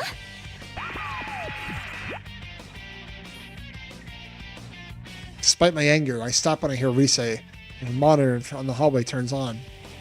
This time, Teddy was in a costume. Wait, what? I thought I'd just seen Teddy, and he wasn't wearing anything like that. How did you change so fast? What are you talking about? I'm the general, so I'm always wearing this uniform. Don't you think I look sharp, Chie-chan? You had said there was no way Teddy could be behind this, and I really want to believe it. But that looks and sounds just like him. Ugh. My brain's a mess. I'll head straight to where you are and ask you in person. You really don't seem to get it, Chie-chan. This is a Grand Prix, and your next battle is coming up. Haven't you been listening? I don't care about your stupid Grand Prix. I don't want to fight anymore. Yeesh! How thick can you be? Don't you know this Grand Prix is for you? For me? What is he talking about? All this fighting is for me? Well, that's a laugh, but I get a tight feeling in my chest. I don't want to hear what he has to say next, so I force the conversation onto a different track. Who is that girl back there? Never mind her. Worry more about the opponent coming up. Come on, we're about to get started. I asked that question out of desperation, but it worked. Teddy seems flustered. So there's something he doesn't want me to find out, huh? Now bring out the next challenger!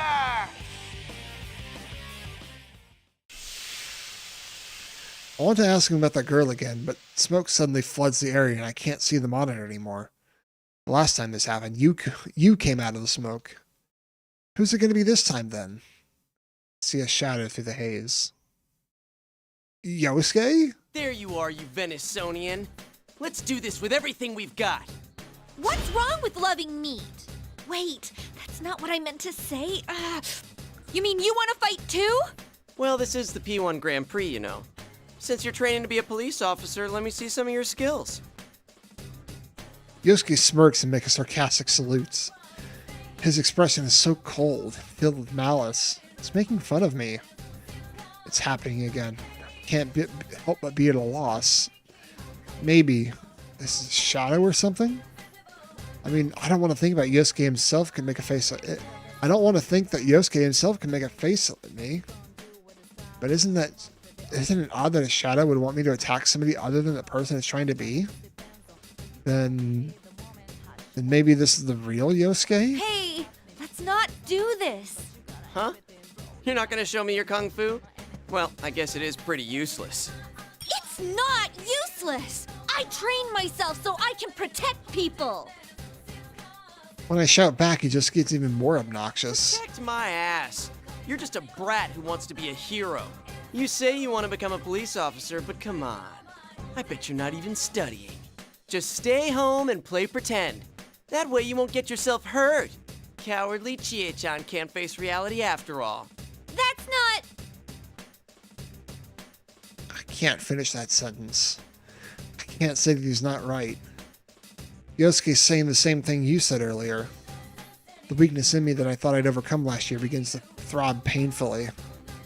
It's when Rise laughs over the PA system as if she's watching us right now. Ooh, has the carnivore been defanged? This battle might be over before it starts. That wouldn't be any fun though, right? You gotta show off your kung fu pride. This is just like what happened with you earlier.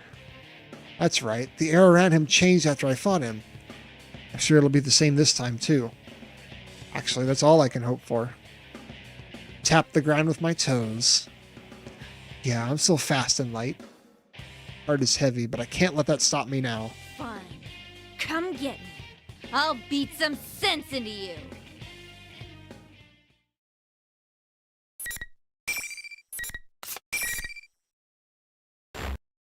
Yippee! Next fight.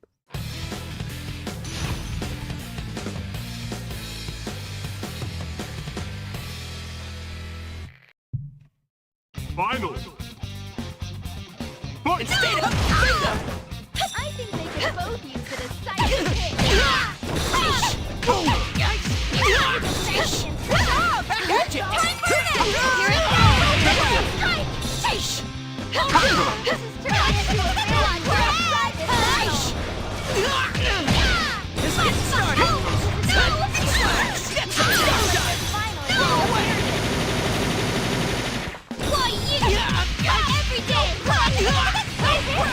Just getting started.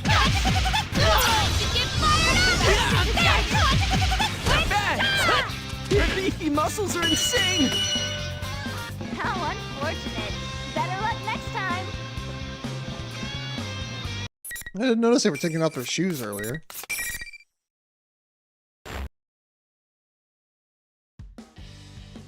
Ooh, you truly are a beast! We'll be looking forward to seeing your brutal kicks in the next battle, too!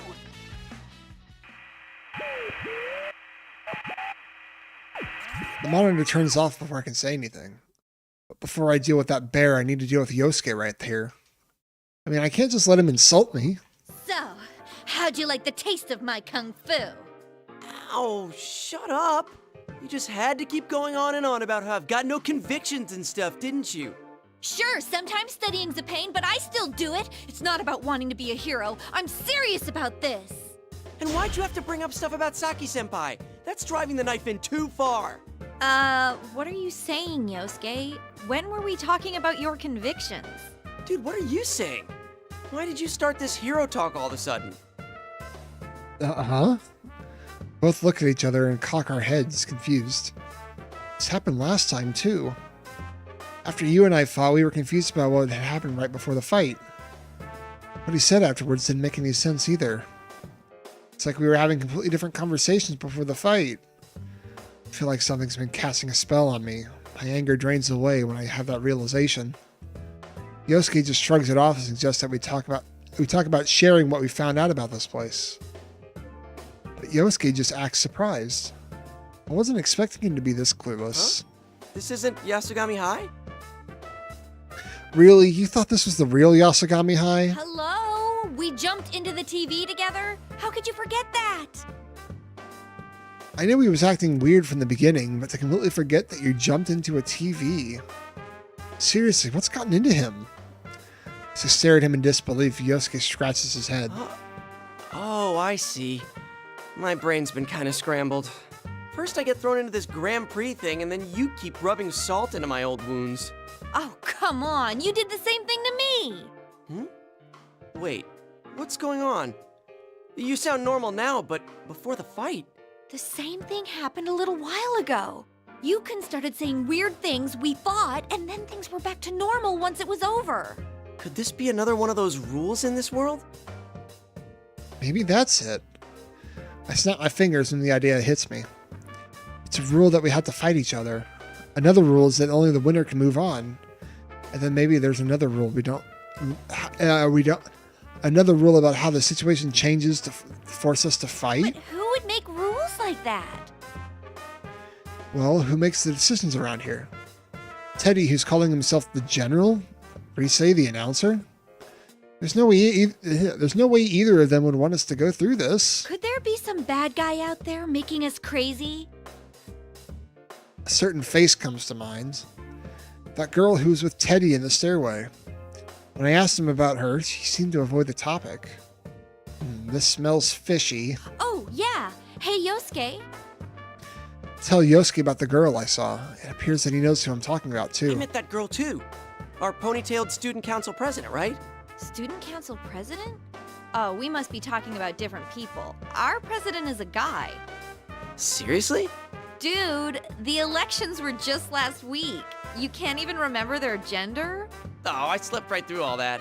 But if that's true, then is she lying about being the student council president? Why would she do that? I don't know.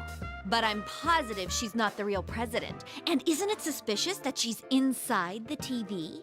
Good point. Let's go see what's up, Chie. Yosuke jumps up and starts to rush away, but... Yosuke! Youch. Face first into an invisible wall. It's gotta hurt. Sorry.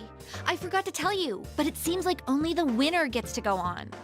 Why didn't you tell me sooner? My nose is all flattened now. He's holding his nose during the line delivery. Gah, it's fine. But, man, I can't get through. Damn it. Guess I'm stuck waiting here. Wait! Oh no. What is it? Yosuke suddenly looks extremely serious. Is there another problem that I haven't noticed? Yosuke can be surprisingly perceptive at times. Maybe there's some new danger. What am I supposed to do if I need to use the bathroom? I was gonna fucking say that. That again. Oh, now I feel like an idiot for assuming the best of him. Well, that's the kind of guy Yosuke is. Oh well. The rest is up to you, Chie. You're the only one who can solve this case and save my bladder. Huh? Oh, right. I don't think that second thing's an actual problem, though. Well, in any case, I'll be counting on you. Sorry, I wish I could help you. But I'm sure you can save the others. Yeah. I'll do my best. Make sure you think before you act, okay? Going with your gut isn't that bad, but you tend to lose control pretty easily. Shut up. I'll solve this in no time. Even I know that. When I yell back at him, Yosuke gives me a bright smile. That's the spirit. That president girl was headed to the announcement room. I'll be waiting to hear good news from you. But yeah, the announcement room. Finally have an answer to the question I was thinking about before this fight interrupted my train of thought. You have to be able to broadcast an image if it's going to show up on the monitors. So they have to be in the announcement room. I thank Yosuke and start running. You, Yosuke, and Teddy and Rise too. The reason why everyone's acting all weird has to be because some bad guy's pulling the strings. When I think about it that way, my spirit lifts and my footsteps get much lighter. Of course, that girl's on my list of suspicious people too. Maybe it's better to have an objective in mind when you're going. It's better to have an objective in mind when going into things. After all, Announcement room, here I come. there really is a bad guy in there. I'll catch him and get my answers about this world, why we're being forced to fight, and what this battle being for me stuff is supposed to mean. Oh, now it wants to put a bunch of them on it. Oh, this is insane. Although I was super confident when I set off, I'm having some trouble now. Only the winner can go on. I figured that only the losers would run into those invisible walls. Man, was I wrong. Stupid things are all over the place. Every path I've taken so far has been blocked. I got up to one of the sets of stairs on the second floor, but I can't even get it close to any of the stairs on the third floor. The announcement room is on the third floor. Not only that, but this school is a complete mess. Some hallways go on forever, and one wrong turn, and suddenly I'm in the practice building again. Also ad time, so I'll just go ahead and let you guys have another break for about 3 minutes. I'm going to go get some more water. I will see you back then.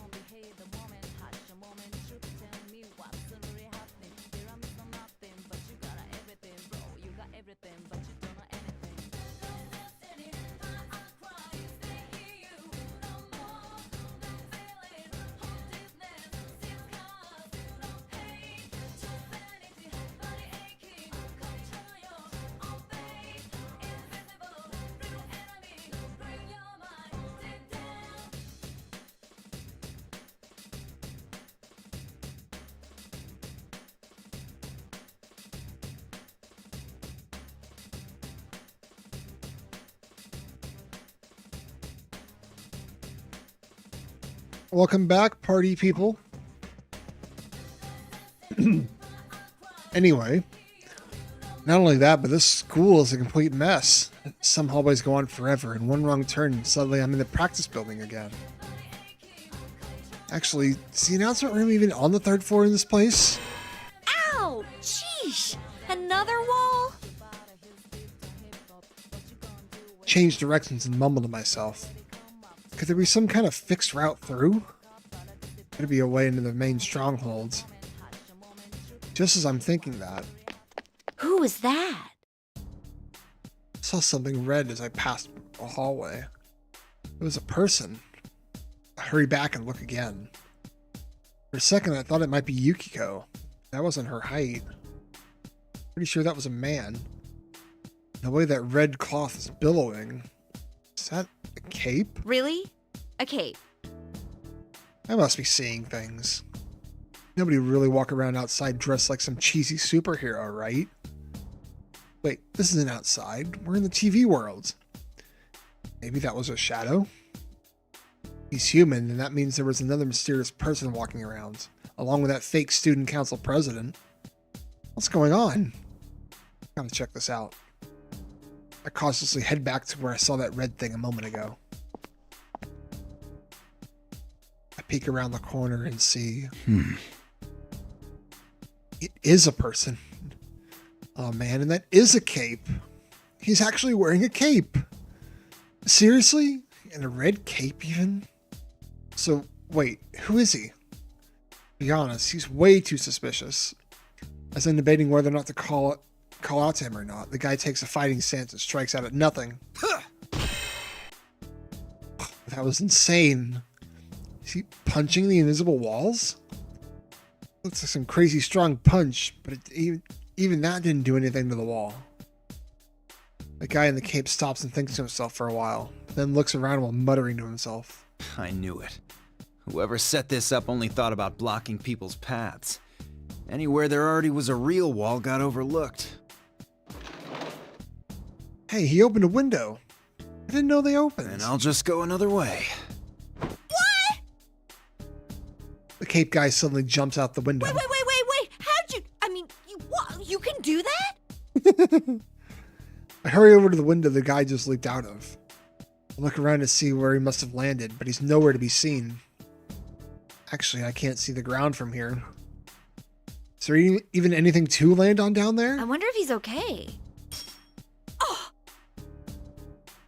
A fragrant, irresistible aroma flows in from the land outside. The smell. Steak! Oh, I breathe deep, letting myself feel the steakiness in the air seep into my body. That smell. It's not just any steak. A steak bowl. A special version of the steak bowl served freshly with cooked rice and that juicy meat that I love so much. There's no way my nose can mistake the aroma of the Aya special steak bowl. I'm so hungry. That reminds me, all I've had to eat today was a rice ball for breakfast. I didn't get anything at the food court, and I forgot that Yukiko made us all lunch too. Then again, I'm not sure if we'd eaten it all then. I'm sure I'd eat it now. Scarf it down with both hands. I'm not kidding, that's how hungry I am right now. Jeez, I'm practically drooling. Should I try jumping down from here too? Jump out in search of steak. I mean, we gotta be Chie, right?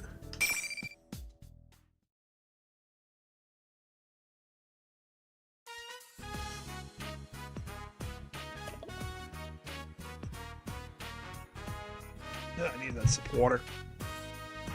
I make up my mind and jump out the window. I feel like I'm floating, sort of like how it feels when I enter the TV. Everything goes dark. When I wake up, I'm lying on the grounds. Where am I now? This doesn't look like the school grounds. Wait, is that a convenience store over there? Yeah, that's it. I know that store. It's the one closest to the school. It's pretty far on foot. It's not like you can get there just by jumping out the window from the school. What's going on? this place? Steak bowl! Sniff around and get into there with that incredible steak bowl laden air. I'm slowly reminded of the way that Teddy sniffs around when he's searching for something.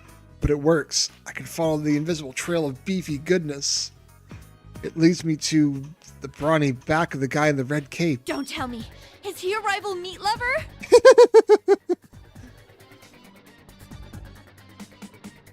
The rich smell of the steak bowl assaults my sense of smell, even as the sight of the guy in the cape through the store window assaults my eyesight. Jesus Christ. The magnificent smell of the steak bowl is called to me. Wait, I need to see that red cape guy, who that red cape guy is. He's... No. No! There's only one steak bowl left on the shelf and he's reaching for it! Oh my god, he's going to buy the last steak bowl. Hold it right there! Christ. I crash through the doors and snatch the steak bowl away an instant before the guy in the cape can touch it. This is an Aya steak bowl. Even better, it's the super steak bowl, or super special steak bowl. What's it doing in a convenience store? Maybe there's some deal going on between Aya and the store to sell their steak bowls?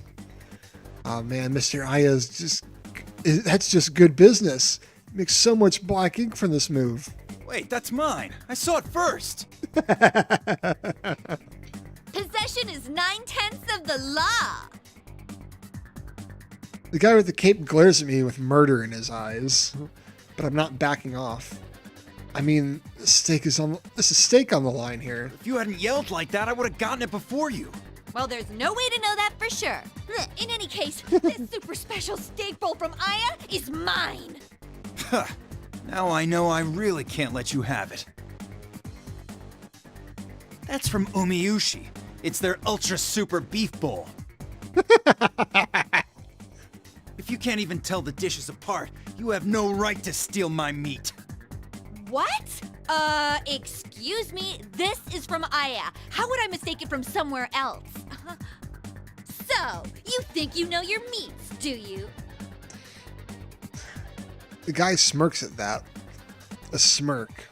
Or the dangerous smile of a shark.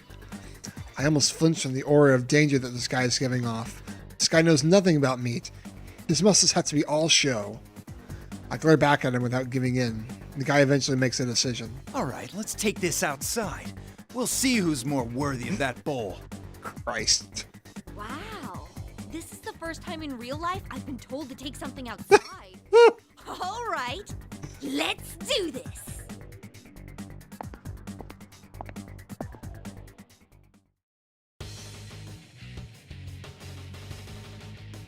The guy in the red cape throws some money on the counter, then puts the food in a bag. Then we leave the store and hang the bag in a nail on a nearby telephone pole. It hangs there, tempting me like a prize. Like a championship belt, but made of steak. Only the victor gets the bask in the true glory of Aya protein. I'll teach you a true appreciation for meat. Are you ready? I'm ready. The question is, are you? I'll pound you. I'll tenderize you. It was so worth going this route. The fucking pure shitpost between Akihiko and Chie.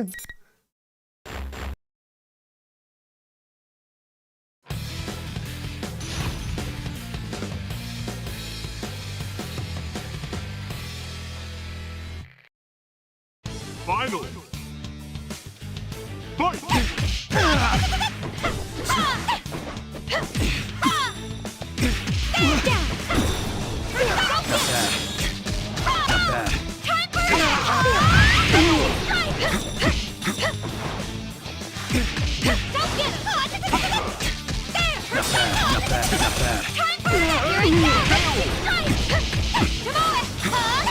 Caesar!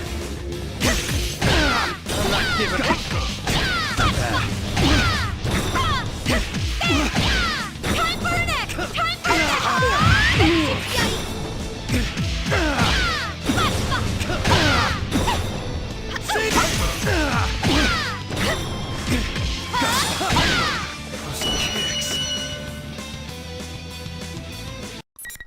I did it. I don't think I got hit once, but my thing turned green, so whoops. All right! You're mine now! I won!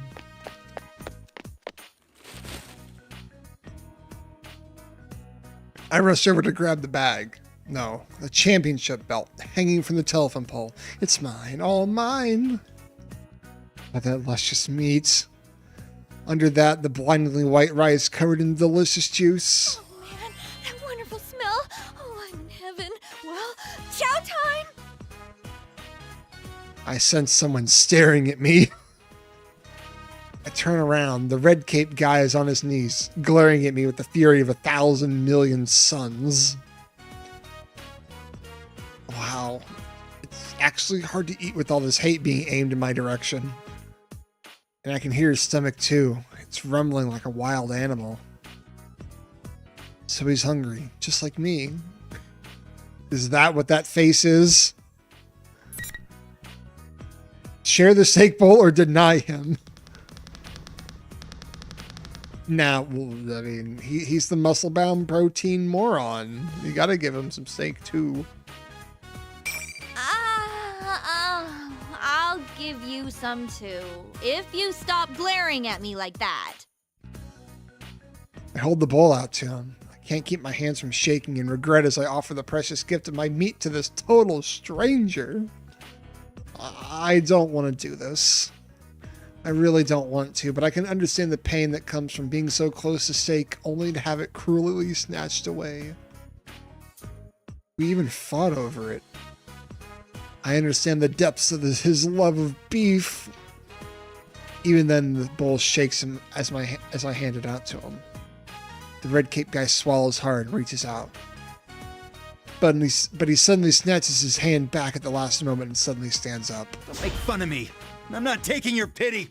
Jesus. Oh, he's gone. Well, now I can eat without any regrets. I can't hold back my excitement as I tear off the lid of this super special steak bowl. Oh my, what a beautiful presentation. This is the kind of stuff this is the kind of thing you see at the real Aya. That's both the owner of Aya and Aiko at their very best. The marbled fat of the steak looks even more alluring than usual. I must have it. It consumes me. This is my beef bowl. It was made for me. Just looking at it fills me with joy. I'm near the point of replacing it on the ground and bowing to it. Chow time! Having to eat steak with split chopsticks is annoying, but here comes the first bite. Oh, I'm dead. Dude, why were you passed out on the floor holding a convenience store bag? Uh-huh. Is this Juness? Yosuke? Wait, what's going on? A convenience store bag? Where's my steak bowl? Steak bowl? You mean that crushed food packet you had? We threw it away, duh. You were gonna eat something you found in the TV world? You're really brave. I realize that there's more than Yosuke and Yukiko here. Yu's here too. And Kanji and Rise and Teddy? Even Naoto's here. When do they all get together? Huh? Oh, so the case... It's solved. Yes, thoroughly. Huh? Wait a second. It's solved? All of it? While you were chasing your steak, we were hard at work. Chie-senpai, you really are a carnivore. Well... Job's over. You can go get some steak now. Yu smiles kindly. No, he doesn't. His eyes aren't smiling. Not at all. I slowly turn around to look at everyone else. They all have the same look. Their mouths are smiling, but they're looking down at me coldly.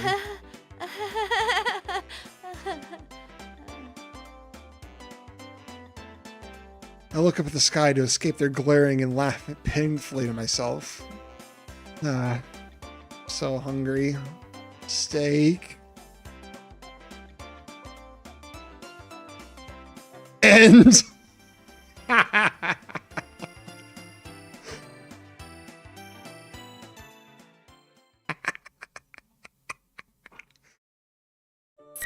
was funny.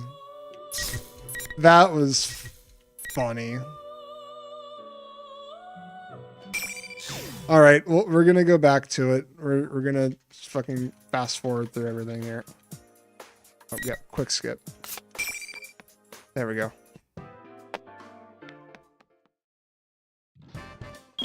That's funny.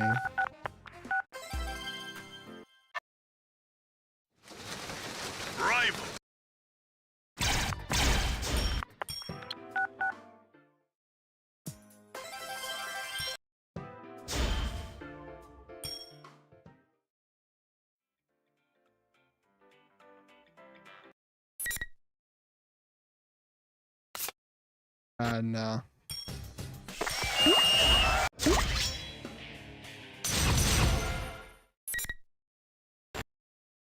Oh, I gotta have 3 fights back to back now. Or at least 2.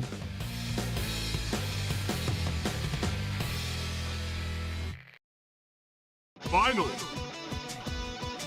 Fight! Over here! Over here!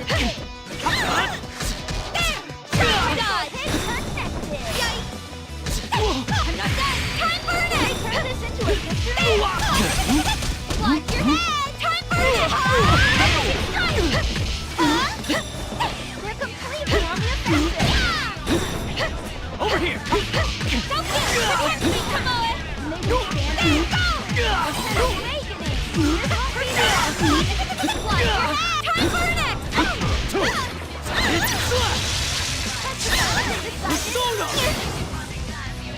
What? Still standing! One shot! Come on! How unfortunate. Better luck next time. Skip.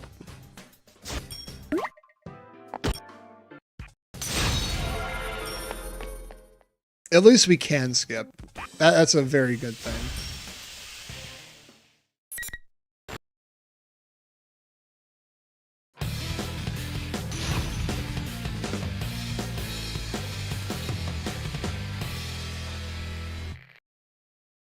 Finals.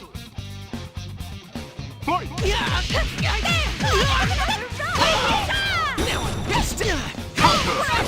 Just getting started. Sorry. Just getting started. Too slow. Protect me, Tomoe! Still up. A tremendous shot. Just getting started. Still up. Just getting started. Just getting started.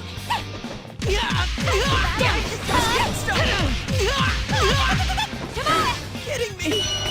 He was on that little health for a while. The victor was no surprise.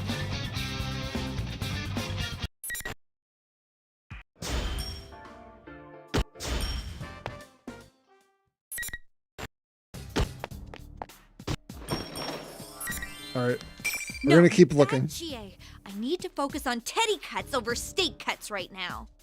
I mean, just Teddy. I gotta stop getting sidetracked and go to the announcement room. Slam the window shut and force myself to turn away from the temptation of steak. Goodbye, Aya's special steak bowl. Our love is not meant to be, for now. Once this case is solved, I'm going to treat myself to a steak bowl as a reward for all my hard work. All right, here I go. I'm suddenly motivated beyond anything I felt today. That doofus in the cape, who could he be?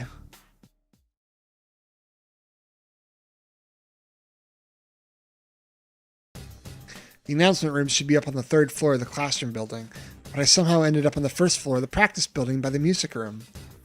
How did I go downstairs when I was trying to go up? This is all because of those stupid invisible walls. have to go all the way around this stupid school to get anywhere. It makes me so mad. Whatever, I have to go to this room now. I swallow hard. But there's another one of those monitors in there, and another fight waiting for My me. next opponent. While I was running around, I'd calmed down, and I'd come to a realization.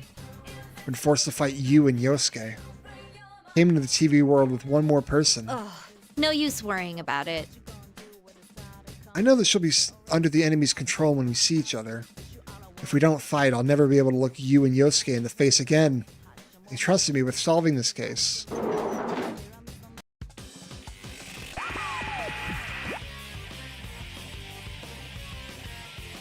I make up my mind and enter the music room. As expected, the large monitor near the ceiling blinks when I shut the door behind me. Again, that's Teddy that's in that weird getup. I'm used to it by now. Jeez, I was getting tired of waiting for you. You're such a tease, Chie-chan. Then you should have made it easier to get to where I was going. All these invisible walls are a pain in the ass. Ooh, is someone angry? Well, then let's get right to it. Bring out the next challenger! I calm myself down while the smoke fills the room. Part of me hopes that it isn't her, but another part knows that there's no one else it could be. I already know what's going to happen. When the smoke clears, sure enough, it was the person I most expected to see. Yukiko, I finally found you, Chie. This all happened so suddenly that I was getting nervous. That's right. My best friend, Yukiko, was there. She looks alright, like you and Yosuke both did, but... I was so worried and scared without you. I couldn't even go another step. I can't do anything without you, Chie. Gay. Please, Chie, protect me. Well, of course I'll protect you. Her voice is calm and she's not attacking me like I expected her to. But while the boys had said mean things right to my face, I sense she's going to try something nastier. I don't know how to explain it, but this isn't right. Yukiko smiles kindly like she usually does and continues on. Oh, it's so good to know that. I knew I could count on you. After all, you want me to keep depending on you, right? So you can feel superior. You act like my best friend, but you're just using me, aren't you? Oh. Yukiko's saying exactly what my shadow said last year, when it was the embodiment of my weakness, trying to destroy me. But to hear them again, from Yukiko herself, makes it so much more painful. There was a time when I thought that, but that ended last year. Yeah, it's about the past. Faced my true feelings, the ones I didn't want to see, and came over them. And overcame them. Ugh. Not going to lose myself just from hearing them again. Still, Yukiko has a troubled expression, like she's dealing with a difficult child. It's okay, Chie. I'm completely worthless. I exist for you. If you abandon me, I can't go on. My dependence on you is my only redeeming quality. Stop that! Don't say those things about yourself! This is not Yukiko. It's not Yukiko. And even though I know that, seeing her face and hearing her voice when she says that makes me remember again. Cowardly relief that I felt when I knew that Yukiko envied me. I'm just the way you want me to be, Chie. No, that's not true! Stop saying that! Don't want this at all. I cover my ears to keep from hearing any more of it. Yukiko laughs. But didn't you create this world because you wanted to hear that? I created it. I like you, Chie. How fragile your heart is. How twisted with jealousy you are. Everything about you is so pitiful. Her methods of slowly cornering her prey are exquisite. Does the carnivore stand a chance against Snow Black? When she hears Risei's announcement, Yukiko readies her fan. A graceful pose, so elegant and feminine. I could never mimic that. We're like Beauty and the Beast. Come, Chie, my loathsome beast. That taunt actually calms me down a little. This is not Yukiko. Oop. This must be part of those rules that makes me fight. The person I am now, and even the person I was back then, would never wish for Yukiko to be like this. While I tell myself that, I'm ready for the fight. Risuke's joyous shout echoes throughout the room. The catfight of the century is about to begin! Let's see your claws! Ding!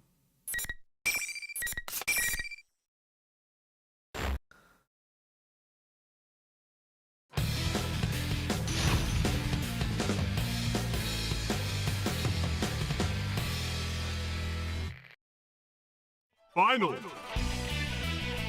Fight!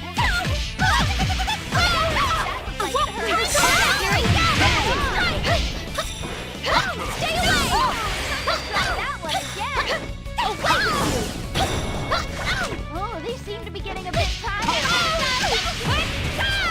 It seems one of them is moving the right direction. Turn the tide.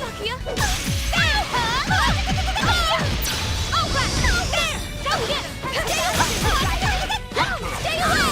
This is a time burn! Still standing! You really are amazing, Chie. All right, it's over. Time to leave.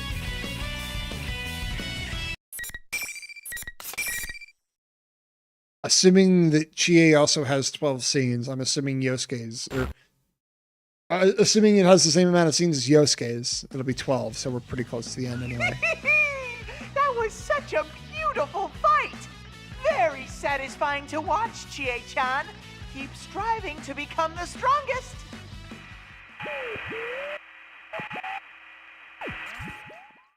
When I glare at the monitor, Teddy laughs even more nastily than before cutting the transmission off.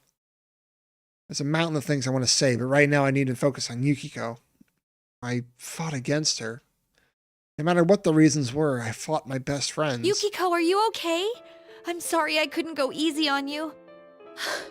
Chie? Oh, thank goodness. You're back to normal. Huh? I knew something was wrong, or you never would have said those things. She believed in me. Even though the fake me must have said some horrible things to her. Can't even say thank you or I'm sorry. I feel like if I do, I'll start crying. Instead, I clench my fists. The same fists that I used to hurt Yukiko. Yukiko, hear me out. I think I'm starting to understand how this world works. I tell her what had happened to me up until now. About how the rules say that only the winner can leave the area and that you and Yosuke are both safe. And that I'm trying to reach the announcement room right now in pursuit of a suspicious girl that was with Teddy. A girl lying about being the student council president? That does sound suspicious. There's no way anyone would make an honest mistake like that. If she's lying, it means she knows this isn't the real world. So I have to think she's related to all this somehow. But then, why did she bring us here? Huh? You know, that's a good question. Even if she was the one behind this, why would she single us out by name? Neither me nor Yosuke could know who she is. How could someone we've never met choose this for us? Assuming she's behind this, she must have some plan in mind. Something she wants to accomplish by holding this Grand Prix. A plan, huh? See how we've been forced to fight? I think this Grand Prix is necessary for whatever reason. But what would she gain from making us fight like this? I don't get it. If we were chosen, that means whoever's doing this obviously knows about the investigation team and personas. But we solved the case, so why now? Don't tell me. Is it revenge? Even then, this seems like a little too roundabout. Oh, that reminds me. There was someone else who seemed really weird. He had this red cape on, and he looked super suspicious. A red cape? Whoa, no need to get all excited. Anyway, we can find all this out if I go to the announcement room. I'll get some answers out of whoever's there. I have a feeling you will. I wish I could go with you, but I'll be waiting for you here. I'm sure you'll be fine, Chie. I believe in you. Good luck. I believe in you. Just hearing her say that makes my heart swell with emotion. Yukiko's eyes are calm, and just looking at her encourages me. Well, now that I've fought all my friends that I entered the TV with, all that's left now is to head to the announcement room. I tighten my fists. I don't know who's doing it, but if there's someone out there who gets his kicks by breaking up friendships, I'll never let him get away with it. I will find him. I'll put my footprints all over his stupid face.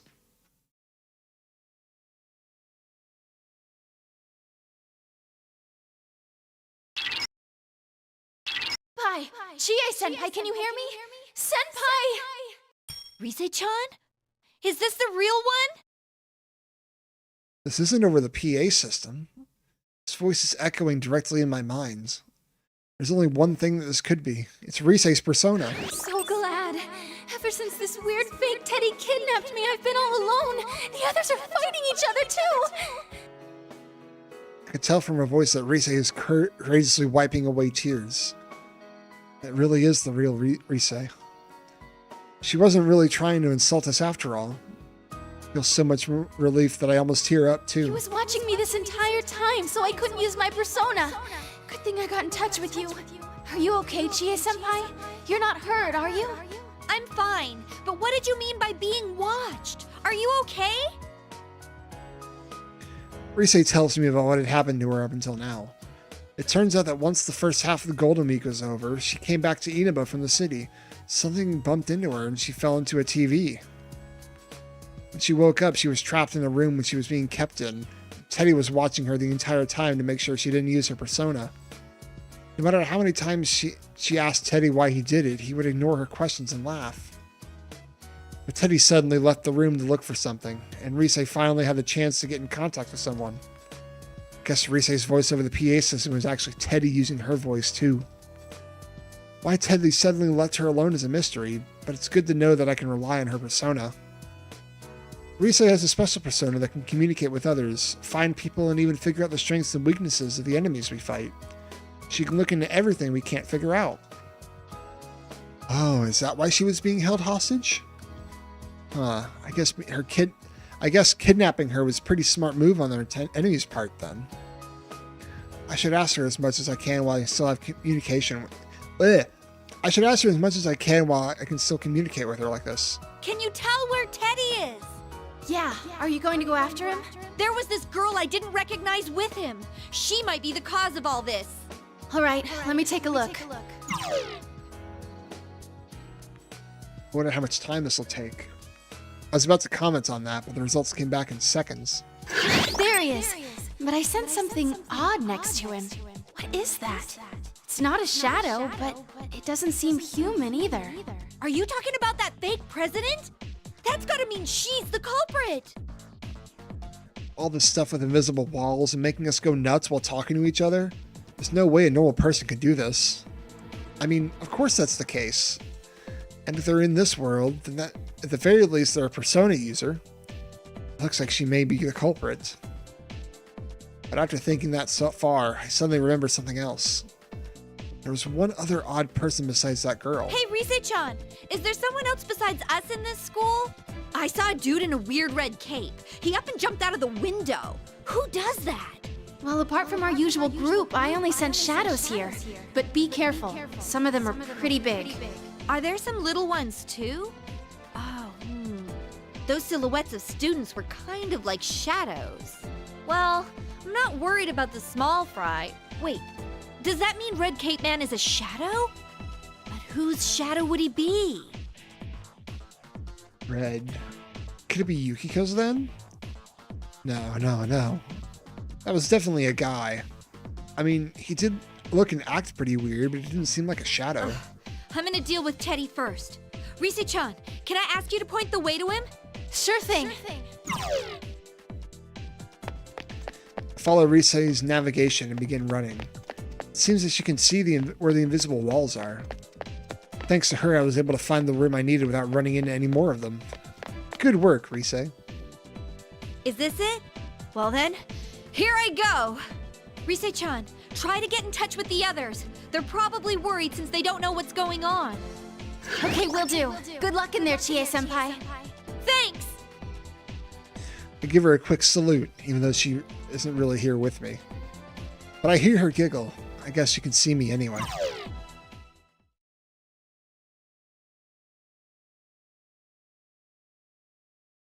Now that I think about it, does this mean I'm going to have to fight that girl? Well, there's no point in worrying about it. I make up my mind and open the door. Freeze!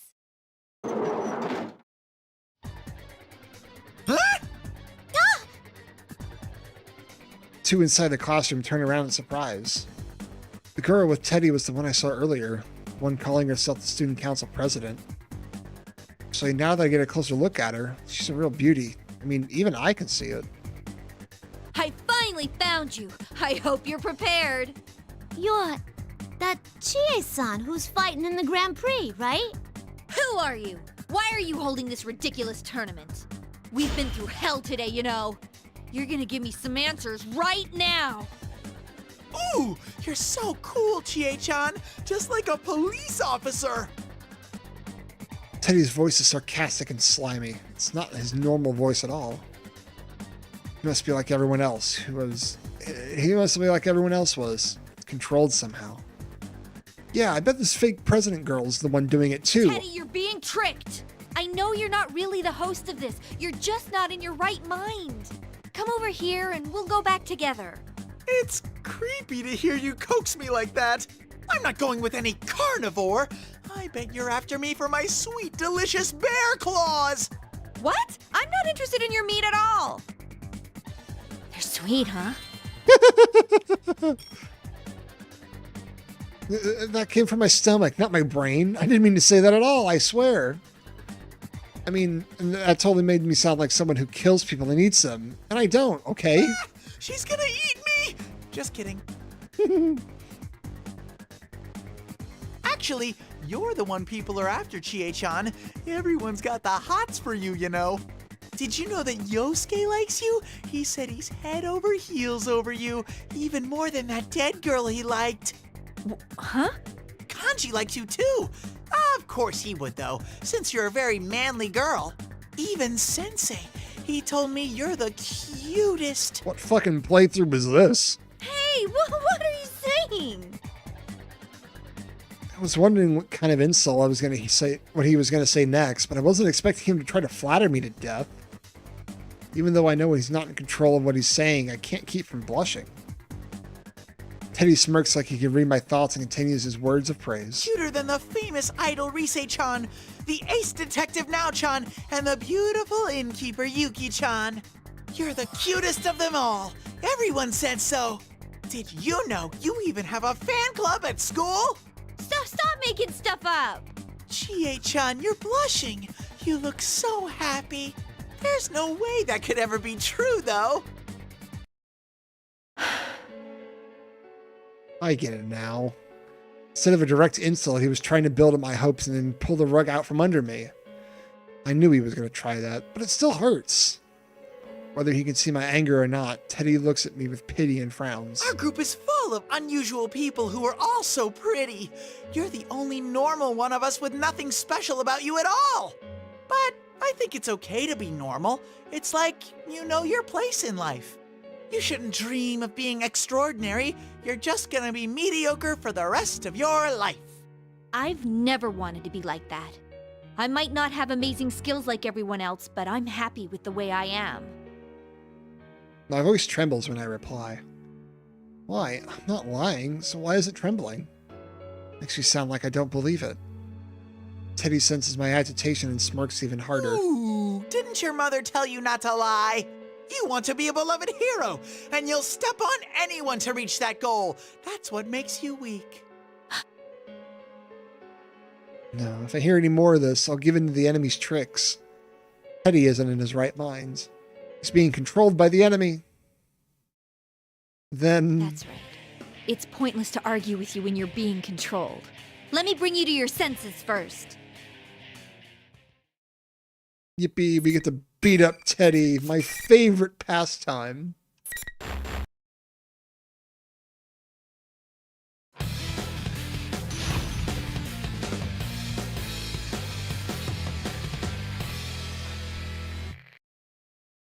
Final. Fight!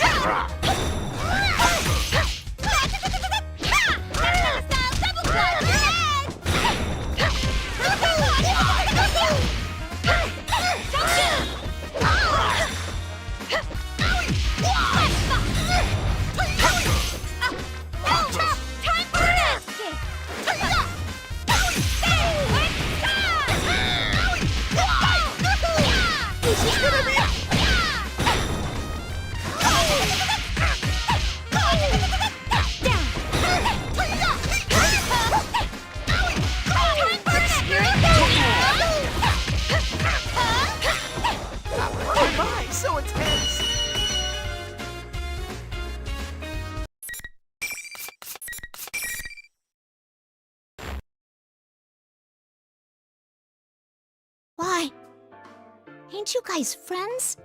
How can you fight your friend like that? What are you talking about? You're the one who dragged us into this.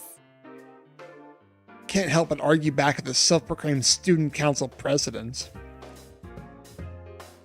Ooh. But it sounded so harsh that I even surprised myself. No, this isn't good. I need to calm down. What? Chie-chan, why are you picking on Miss President? Teddy, are you still being controlled? She set you up as a host of all of this. You even had to wear a silly costume. Hold it right there! You've already got it wrong! Look, Chie-chan! Take a good close look at me! Huh? He's making all kinds of goofy poses. I don't know what he's trying to get at. What am I looking at? Can't you tell? I'm a dozen times more adorable and sexy than that costumed bear! You mean that general is someone else? Bingo! Miss President wouldn't believe me, so we were going to go find that imposter and prove my innocence! Jeez, though, I can understand Miss President making that mistake since she's never met me before. But it's like totally way lame that you couldn't tell us apart. Dude, stop talking like that. You're confusing me. Can't tell if he's in his right mind or not right now. But that wasn't Teddy. There's another Teddy walking around here? Why would somebody be imitating Teddy on purpose? Hey, I was just about to go to the announcement room to stop this Grand Prix thing, too. Honestly, even though he looks exactly like that general, I kinda doubt this one here's the culprit. But I've stuck to him like glue all this time, because I thought he must have been connected. Girl looks straight into my eyes as she says this. I can tell that she's not lying. My intuition is strong. But then again, there's something that doesn't add up. I decided to throw it right out at her and see how she reacts. Then why did you lie about being the student council president? Lie? I'm not lying. But the student council president we just elected is a guy. Are you really a student at Yasugami? What's your name? What class are you in? Who's your teacher? Name? Class? Chie-chan, you shouldn't interrogate her like that. I wish I could believe her, but there's too much that seems funny here. Even Rise-chan said she didn't feel normal. There's so much evidence against her that I can't help but be suspicious. You made us fight our friends, and you made everyone say those horrible things. What are you up to? This girl has to be a persona user. I've been ready for a fight against her this whole time, but instead of challenging me, she turns pale and falls silent. She doesn't have an ounce of she doesn't have an ounce of aggression in her. Well, that certainly wasn't what I was expecting. All I can do is wait for her to answer. I don't know my name. I can't remember what class I'm in either. Huh? I don't understand it myself. Now that I think about it, I don't even know why I'm here. How could you... are you serious? She doesn't even know her own name? She didn't realize that until I pointed it out? How could that be possible? It doesn't seem like she's lying, but I'm not sure if I can believe her or not. But seeing me lost in thought, the girl looks at the ground with a pained expression. It probably looks like I'm trying to lie my way out of this. No matter how much I tell you I didn't do this, there's no way you'd believe me. With that, she turns her back on us. From behind, she seems so frail that it's shocking. Hey, wait! Where are you going? To the announcement room. I'm gonna prove my innocence myself. Sorry I doubted you, Teddy. I'll see ya. Miss President! The girl shakes off Teddy and darts out of the classroom. I have no idea what to do. I can only stand there and watch as she leaves. Chie-chan, you have to hurry after her! She can't use a persona! She'll be in trouble if she meets anything dangerous! She can't use a persona? Wait, then how did she get into this world? Huh? Oh, you're right. Only persona users can enter TVs. Since Teddy's mind was being messed with just a few minutes ago, I can rule out the fact that he's the one behind it. The culprit has to be someone else. So far, I've seen two people that look that look suspicious. That's something I would fucking write. A guy in the cape and the self-proclaimed student council president. But when I first saw the guy, he was being blocked by the invisible walls. I don't think whoever created these walls would let himself get trapped like that. And that girl was obviously lying about being in the student council, or being the student council president. Plus, Rise sensed something that she wasn't a shadow or a human. That puts her at the top of my list. But what if I'm wrong about this? If she's not a persona user, then... Oh no, don't tell me. Does this mean it's like last year's case? Did someone drop her in here? Oh my! And there's someone else who's mimicking Teddy's appearance doing all this? I have a sudden realization. If that girl is just a victim, then her shadow may have come out on its own. Actually, if it did, that would explain why we've never seen a place like this when we've been in the TV world. My entire body suddenly goes cold. Could I have made such a gross misunderstanding? Then the culprit isn't her, but her shadow. Now that I think about it, I should have suspected that from the very beginning. Why didn't I think of that until now? I was confused because I was being forced to fight everybody, and my friends were all saying terrible things to me. No, I can't leave things like this. I have to go after her. I really wasn't being myself. I didn't listen to what she had to say, and I was being harsh to her for no reason. I'm sure I said something that really hurt her. And if she meets her shadow in a state like that, things are going to get ugly. Please, Chie-chan, help Miss President! I'm on my way. To be honest, there's some questions that just don't have answers right now. But I can think of that after, or I can think of that later, after I save that girl. I rush out into the hallway, but she's already out of sight. She did say she was going to the announcement room. And that other Teddy, likely that girl's shadow, is going to be there too. Please let me make it in time. I have to sprint like the wind.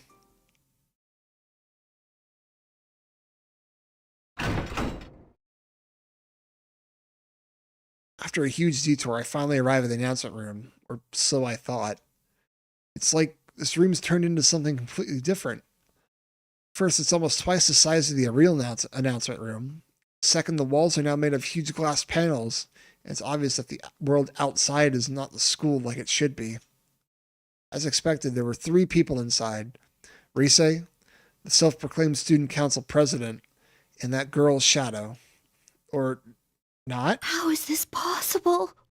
Oh, you're finally here? She got here first, so I was wondering what happened.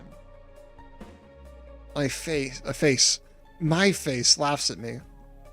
A mirror image of me was standing there. Why is my shadow here? I don't know. She suddenly appeared. The fake Teddy vanished and then... Another Chie-san? I thought you just beat me here. Ugh. Will the outsiders shut up and be quiet? My only business here is with myself.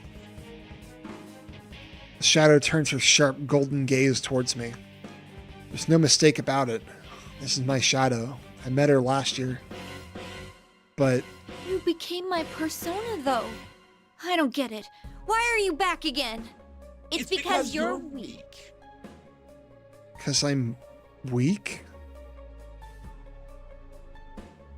It's the same thing all my friends were saying when I was forced to fight them. Did you think your shadow would never be back to haunt you after you gained your persona?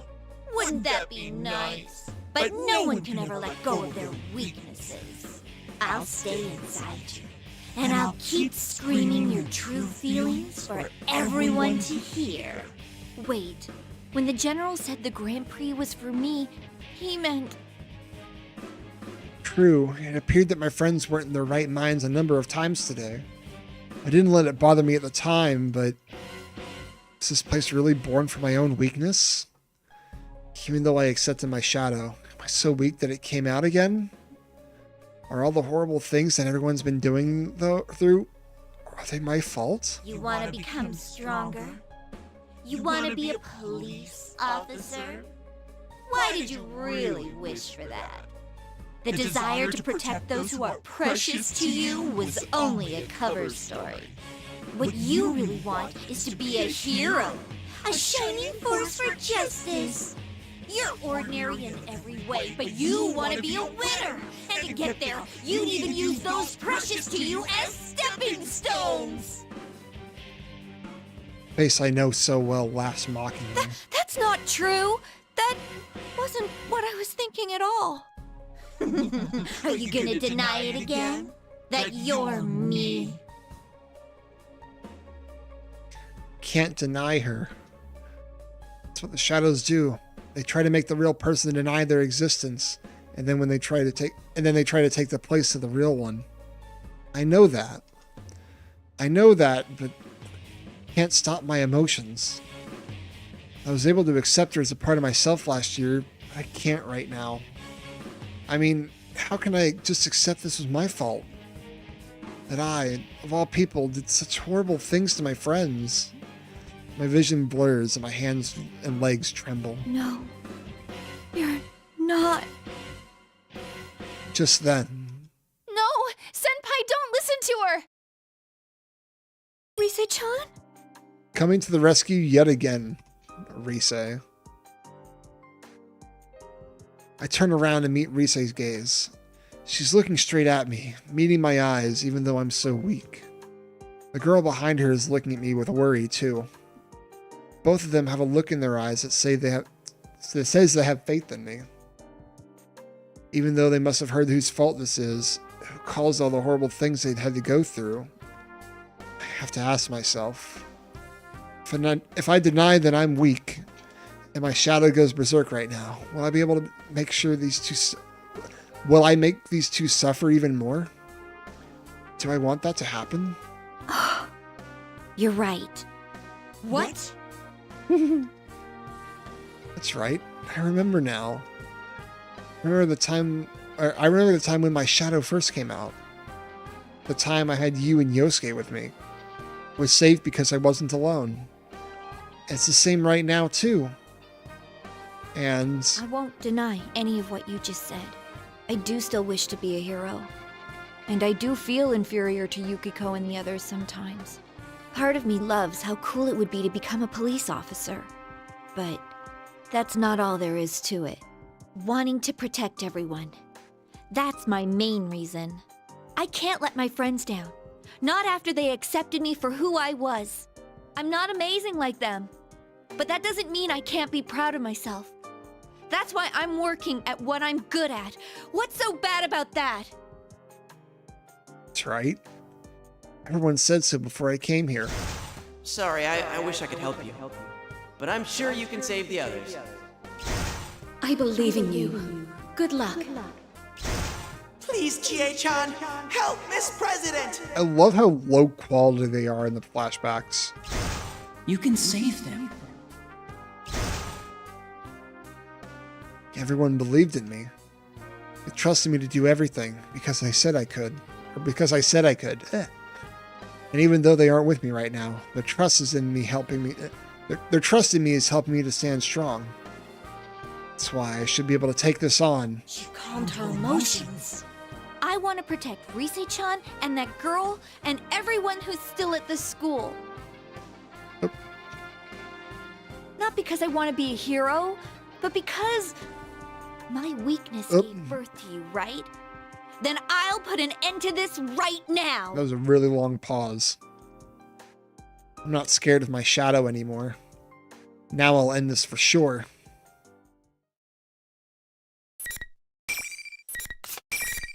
Oh, Chie has 13 scenes.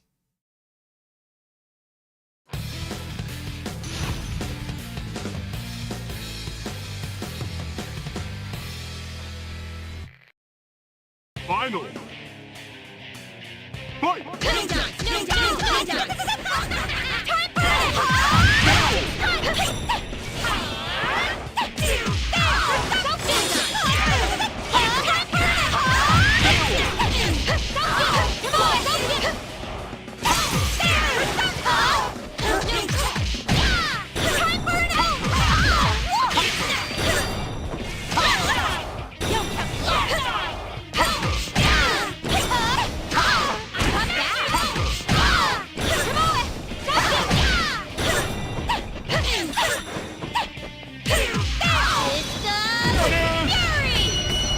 I just deleted her. Okay. Oh no, she has 14 scenes. I'm also going to delay this ad because I'm probably going to call it after this.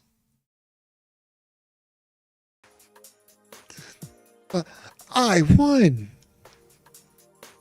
Having managed to calm my raging shadow, I turned back to the other two girls. I was able to protect them, right? What was that all about? Oh, yeah. I'm really sorry I doubted you. Rise and I quickly explained what had just happened to the shaken girl. How, in this world, your repressed inner thoughts, your shadow, separates from you. How it appears in the form of your other self and tries all sorts of tricks to try to take the real person's place. Then again, in my case, I had experienced that once already, and I should have been okay, but it looks like I did it again. So, the real cause of this was actually me. A shadow. A repressed self. I'm not surprised it hasn't registered. It is coming from left field for you. I'm bad at explaining things after all. If only someone smart like Naoto was here right now, she'd be able to explain things a whole lot better. But what's important isn't that the girl understands what happened. It's that I have to accept my shadow once more. What the? I thought I eliminated any possibility of her heart breaking free. Did she not suffer enough? No. I did everything right. Suddenly the lights drop, plunging the room into darkness, and a voice echoes through the gloom. That voice, it's not my shadow. What in the world's going on? Teddy? I realized that the fake Teddy was suddenly standing in the room without us noticing him. Huh? Where'd my shadow go then? I get it. She was pretending to be General Teddy this whole time. Am I right? Looks like you'll be alone forever. No one can understand you. Huh? It might look like Teddy again. That tone of voice and way of speaking are nothing like what Teddy would say. See, what he's saying is a bit weird too. Maybe he's not actually talking to me? Could he be talking about this other girl? What could this mean? Why don't we put an end to this game? Are you still going to keep deluding yourself? Delude? Whoa, wait a sec! Aren't you supposed to be my shadow? No, that shadow, it's resonating with Miss President. What? I'll show you. This turn of events is perplexing, but the fake Teddy smirks and snaps his fingers. Yes, we've seen me when chicken nuggies. I am a shadow. The true self. No way. That other girl's face. That's her shadow? No! She cries out, apparently in shock over seeing that the shadow has robotic limbs. What's going on? Wait, does this mean it was this girl's shadow all along? That's right. And like you just saw, I can distort people's appearances and words. Distorts people's appearances and words. So it was just taking on Teddy's form this whole time? She was making my friends say things that they didn't mean? Then that other me just now. Was that this shadow too? Shadow smirks the perplexed look at my face. Why do you think I have such power? It's because I'm her and she's me. That's right. She's the real liar here. Don't be ridiculous. I didn't lie. Oh, please. Just look at me. I look exactly like you. That's not true! Shadow's voice draws closer, making a point to show off her body. She has a mechanical body, with large wing-like metal parts jutting out from her back. These wings turn into a giant axe that Shadow grabs from the air. The girl looks away, as if trying to figure a way out. I take this opportunity to speak up. Don't worry, there's no need to be scared. That's just a twisted version of you. Shadows try to make the original person deny them. It'll be okay, but you need to calm down. A twisted version of her? She's the one that's twisted. You still refuse to remember? Look at me. And stop deluding yourself. The shadow snaps her fingers. What's it going to turn into now? I brace myself for the shadow to change, but I don't expect what happens next. The shadow doesn't change, but the girl does. I'm also going to have to play this ad one more time so I can get through this fucking cutscene.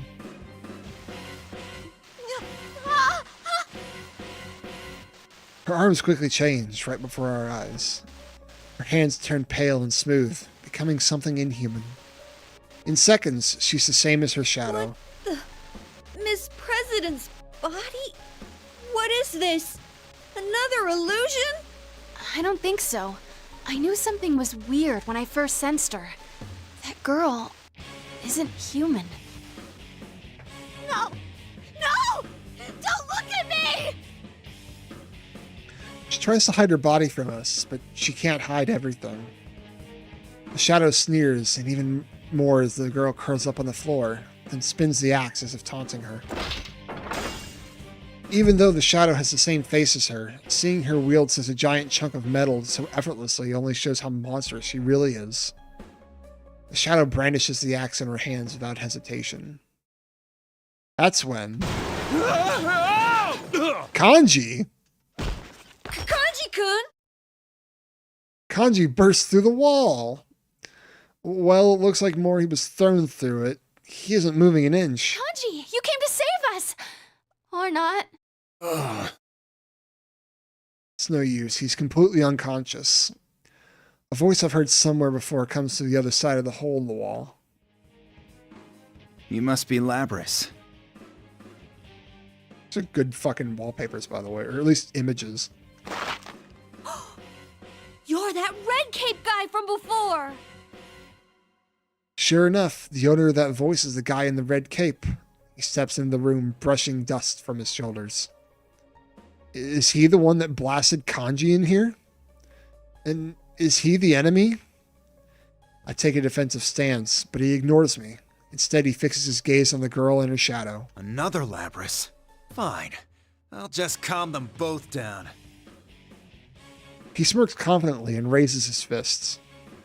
Who's Labris? Is that this girl's name? Seems like he knows who she is. Who is this guy? Yippee, we're not going to do Yukiko tonight because I'm kind of tired and I don't want to do it right now. Oh god, we're only going to be like 24% of the way done. Oh my god, this is long as fuck. Let's see. Who is streaming right now?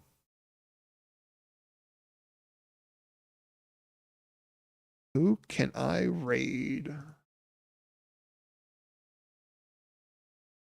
right now? Oh, Masato. He's doing Catherine.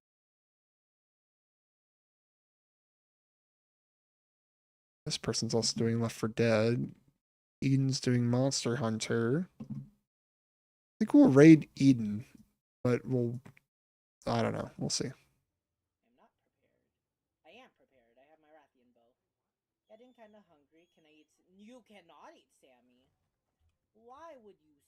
I hope you all enjoy the rest of your evening. I will see you guys again on Wednesday with some Risk of Rain. So, bye.